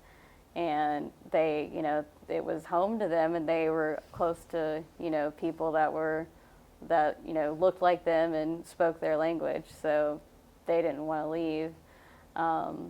So I spent a lot of time around there while people were moving out, and was trying to find I worked like really hard with reporter Nancy trying to find a family we can follow moving out and like see their apartment and what they were what the conditions were like this one family that had these kids they I mean like their freezer wasn't working, like there was just like a chicken in the freezer, but it was like almost thawed completely. There was a lot of like issues in the apartment, and but like I just wanted to, and I pushed that. I was like we definitely need to be covering this more. I was like five children died in a fire, and they were refugees, and it didn't even make national news. And I didn't think the News and Record did a good job of covering it either, that when it initially happened. The photo I saw the next day was just, later the next day was just some balloons, outside of the house. So I was, trying to make them do better, and I think that day I had to shoot football that evening, but I still got to the apartment so like 7 or 8 a.m. because I wanted to make sure I was getting everything I could, and yeah, even like me and Nancy finally like got we paid a translator to help us talk to people. And then like finally we got into this one, that one family, and like I was just like outside like playing with the kids and just like showing them my cameras and stuff, and the little girls were just very fascinated with my hair. This is such a cool photo. No, little black girls always love playing with my hair on assignments. It's always just like very sweet, and they like want to braid it for me and stuff. But yeah, even the little boy. I don't know if you can see him. The little boy was trying to braid my hair too, and I was like, "How do you know how to braid?"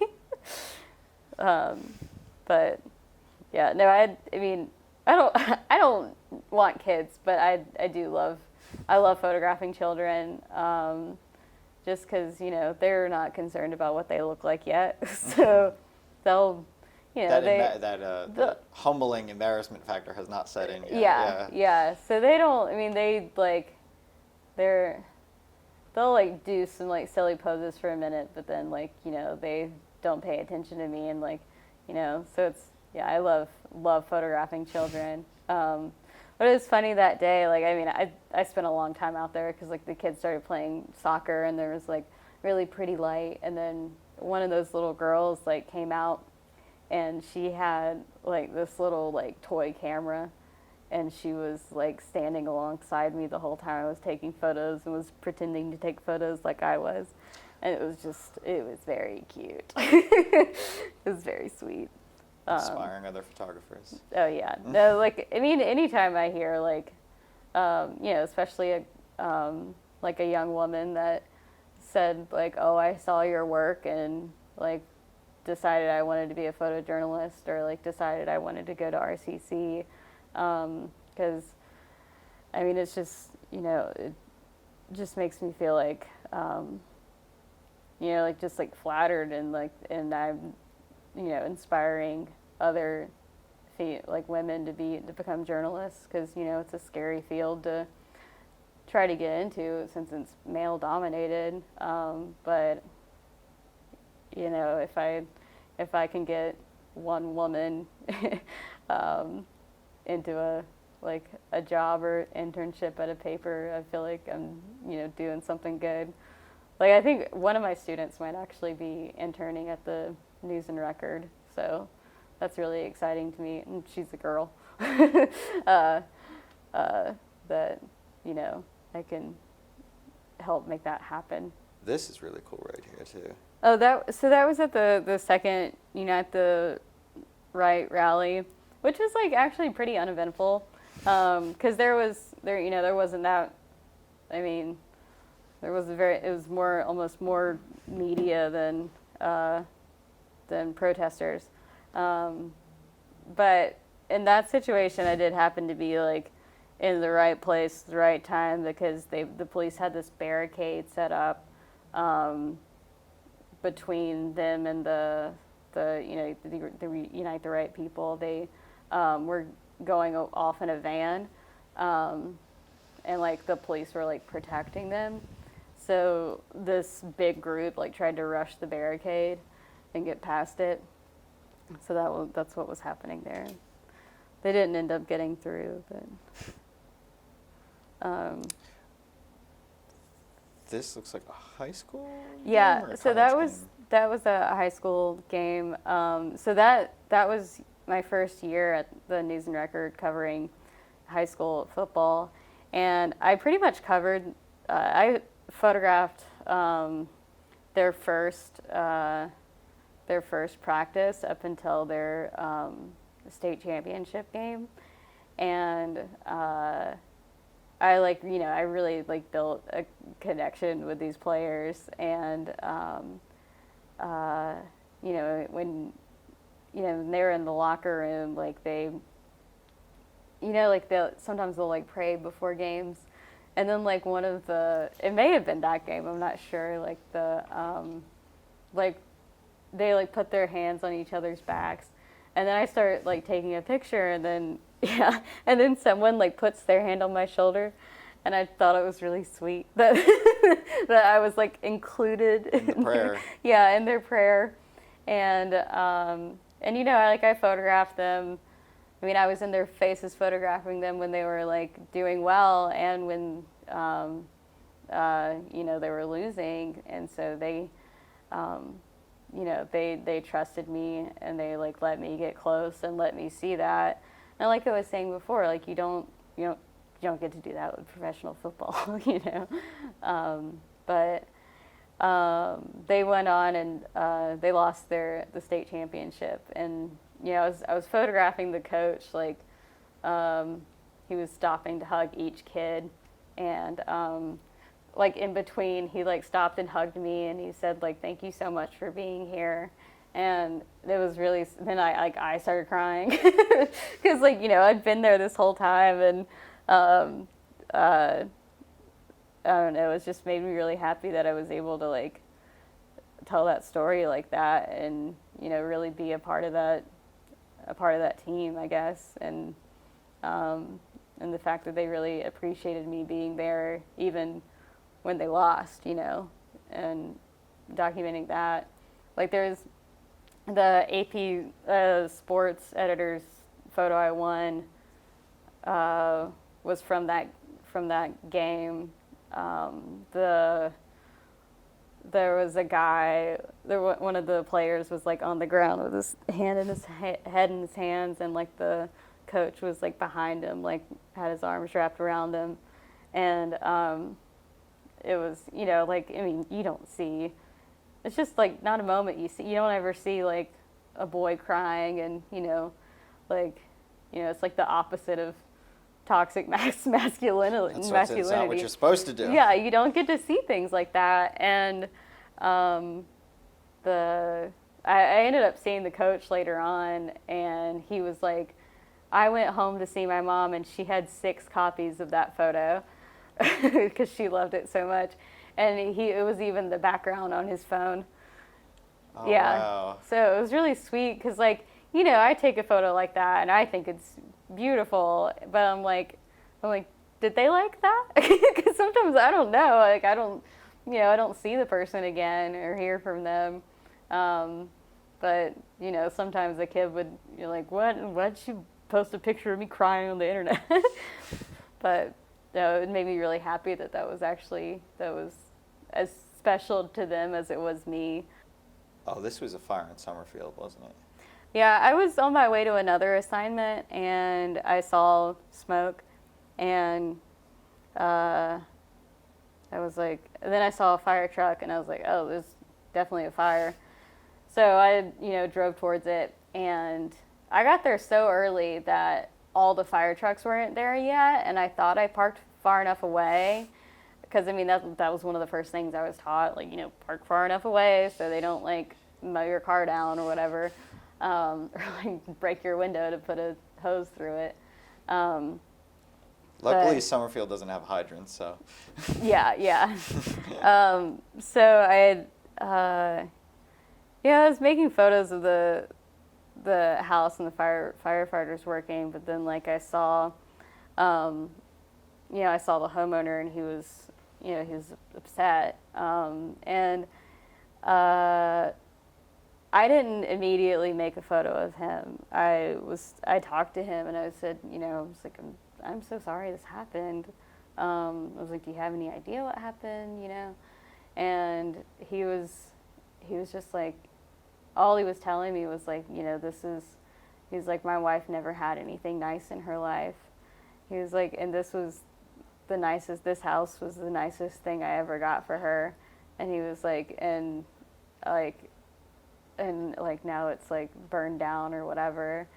And because I think there was like a lit cigarette on the patio or something like that. So like it kind of been his fault. I'm not sure. But I hugged him and I was like, I'm so sorry. I was like, your wife is just gonna be happy that you're okay. You know that, right? Like she's not gonna be upset about the house. Like that's replaceable, right? And fixable probably. So it was just him that was home? Yeah. But so like I even gave him a hug and like talked to him for a while, and then like I made that photo of him. Yeah, you could feel every bit of his emotion in this photograph. Yeah, but like like I said, like I have to find a way to connect with someone in a minute, and like and that like particularly like didn't really need to be photographed. It like didn't need to be news, but like sometimes like showing the human condition in that way like makes people want to like reach out and help, so like the one time I photographed this woman that was she was panhandling on the side of the road, and she just had a sign that said like, thank you for helping my mom. And another Ivan Cutler called us and told us about her, and he was like, she's actually her mom passed away, and she's panhandling in the same spot that her mom used to every day to make money for her mom's funeral. Yeah, and so I like immediately went out there and like I photographed her and I talked to her and I like shot a short video with her, and I turned out the video fast and I was like, we need to post this to Facebook. Like just post the video straight to Facebook. Don't worry about ads or whatever like on the website. I was like, this needs to be posted to Facebook. Because I knew people would see that and they would want to help her, because it was like a hot day, like, but the next day a man came in and just paid the remainder for the funeral costs, because I went out and did the story and gave her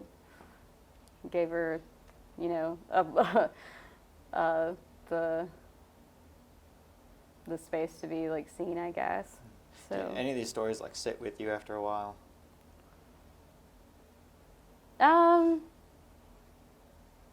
Yeah, and there's I try to like I try to just stay like sympathetic instead of empathetic, and not like, because their pain isn't mine, like I can feel bad for them, but I can't take that home with me, but yeah, there's some things where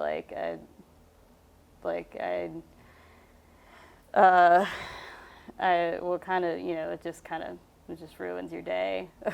Not everything's like fun, but I mean, like recently there was a drive-by shooting where there was like 90 some bullets hit this house, but it killed an 8-year-old girl. Like, it's just like why, what drives people to just be like so like blazing, and just not care, because they were clearly just trying to hit whoever was in that house, but yeah, no, there's definitely some things that like, I just have to remind myself that it's not my pain to feel, and I can't take it home with me, and I can feel bad for them, but yeah. I don't know what he's trying to do. It looks like he's trying to fix the bar or fix I think they were just trying to fix the chain or whatever. It was an icy morning, and I had to go out and get weather features. So I just went to an area with a lot of trees, waited till I saw a fire truck, and then followed it around. And I know they got tired of me pretty quick. This might have been the folk festival. Folk festival, yeah. I loved photographing the folk festival. There's so much to it. Yeah, and like, it's just a really beautiful event that Greensboro's lucky to have, and there's just like so many like slices of life and culture, and like you just don't, it's almost hard to photograph because you don't know what to stay on. But no, the folk festival just always made me like, just really proud to live in Greensboro and be a part of the community. Don't know. So that was Bill and Shirley. They got married, I think, like 3 months after they met. They met at the mailbox in their trailer park, and they were both in their 80s. But it was like the sweetest story. They just like got married at the courthouse, and then like went to Waffle House for breakfast after, and things like stories like that is just like hard to find in Charlotte. They're obviously there. It's just there's just so much going on that we have to cover every day with like just development and everything. But no, that was actually probably one of my favorite little stories to cover, because they were just so sweet, and like and the Nancy's story was just like would just make you cry, because like Bill talks about holding. He liked that Shirley always had cold hands because he liked holding her hand. It meant he got to hold her hand, things like that. But yeah, that story was really, really sweet. But anyway, I'm sorry to take up so much of your time. Oh no, it's okay. It's been nice. Thank you so much for being on. I appreciate it. Yeah. No, thank you. I'm always happy to talk about photos.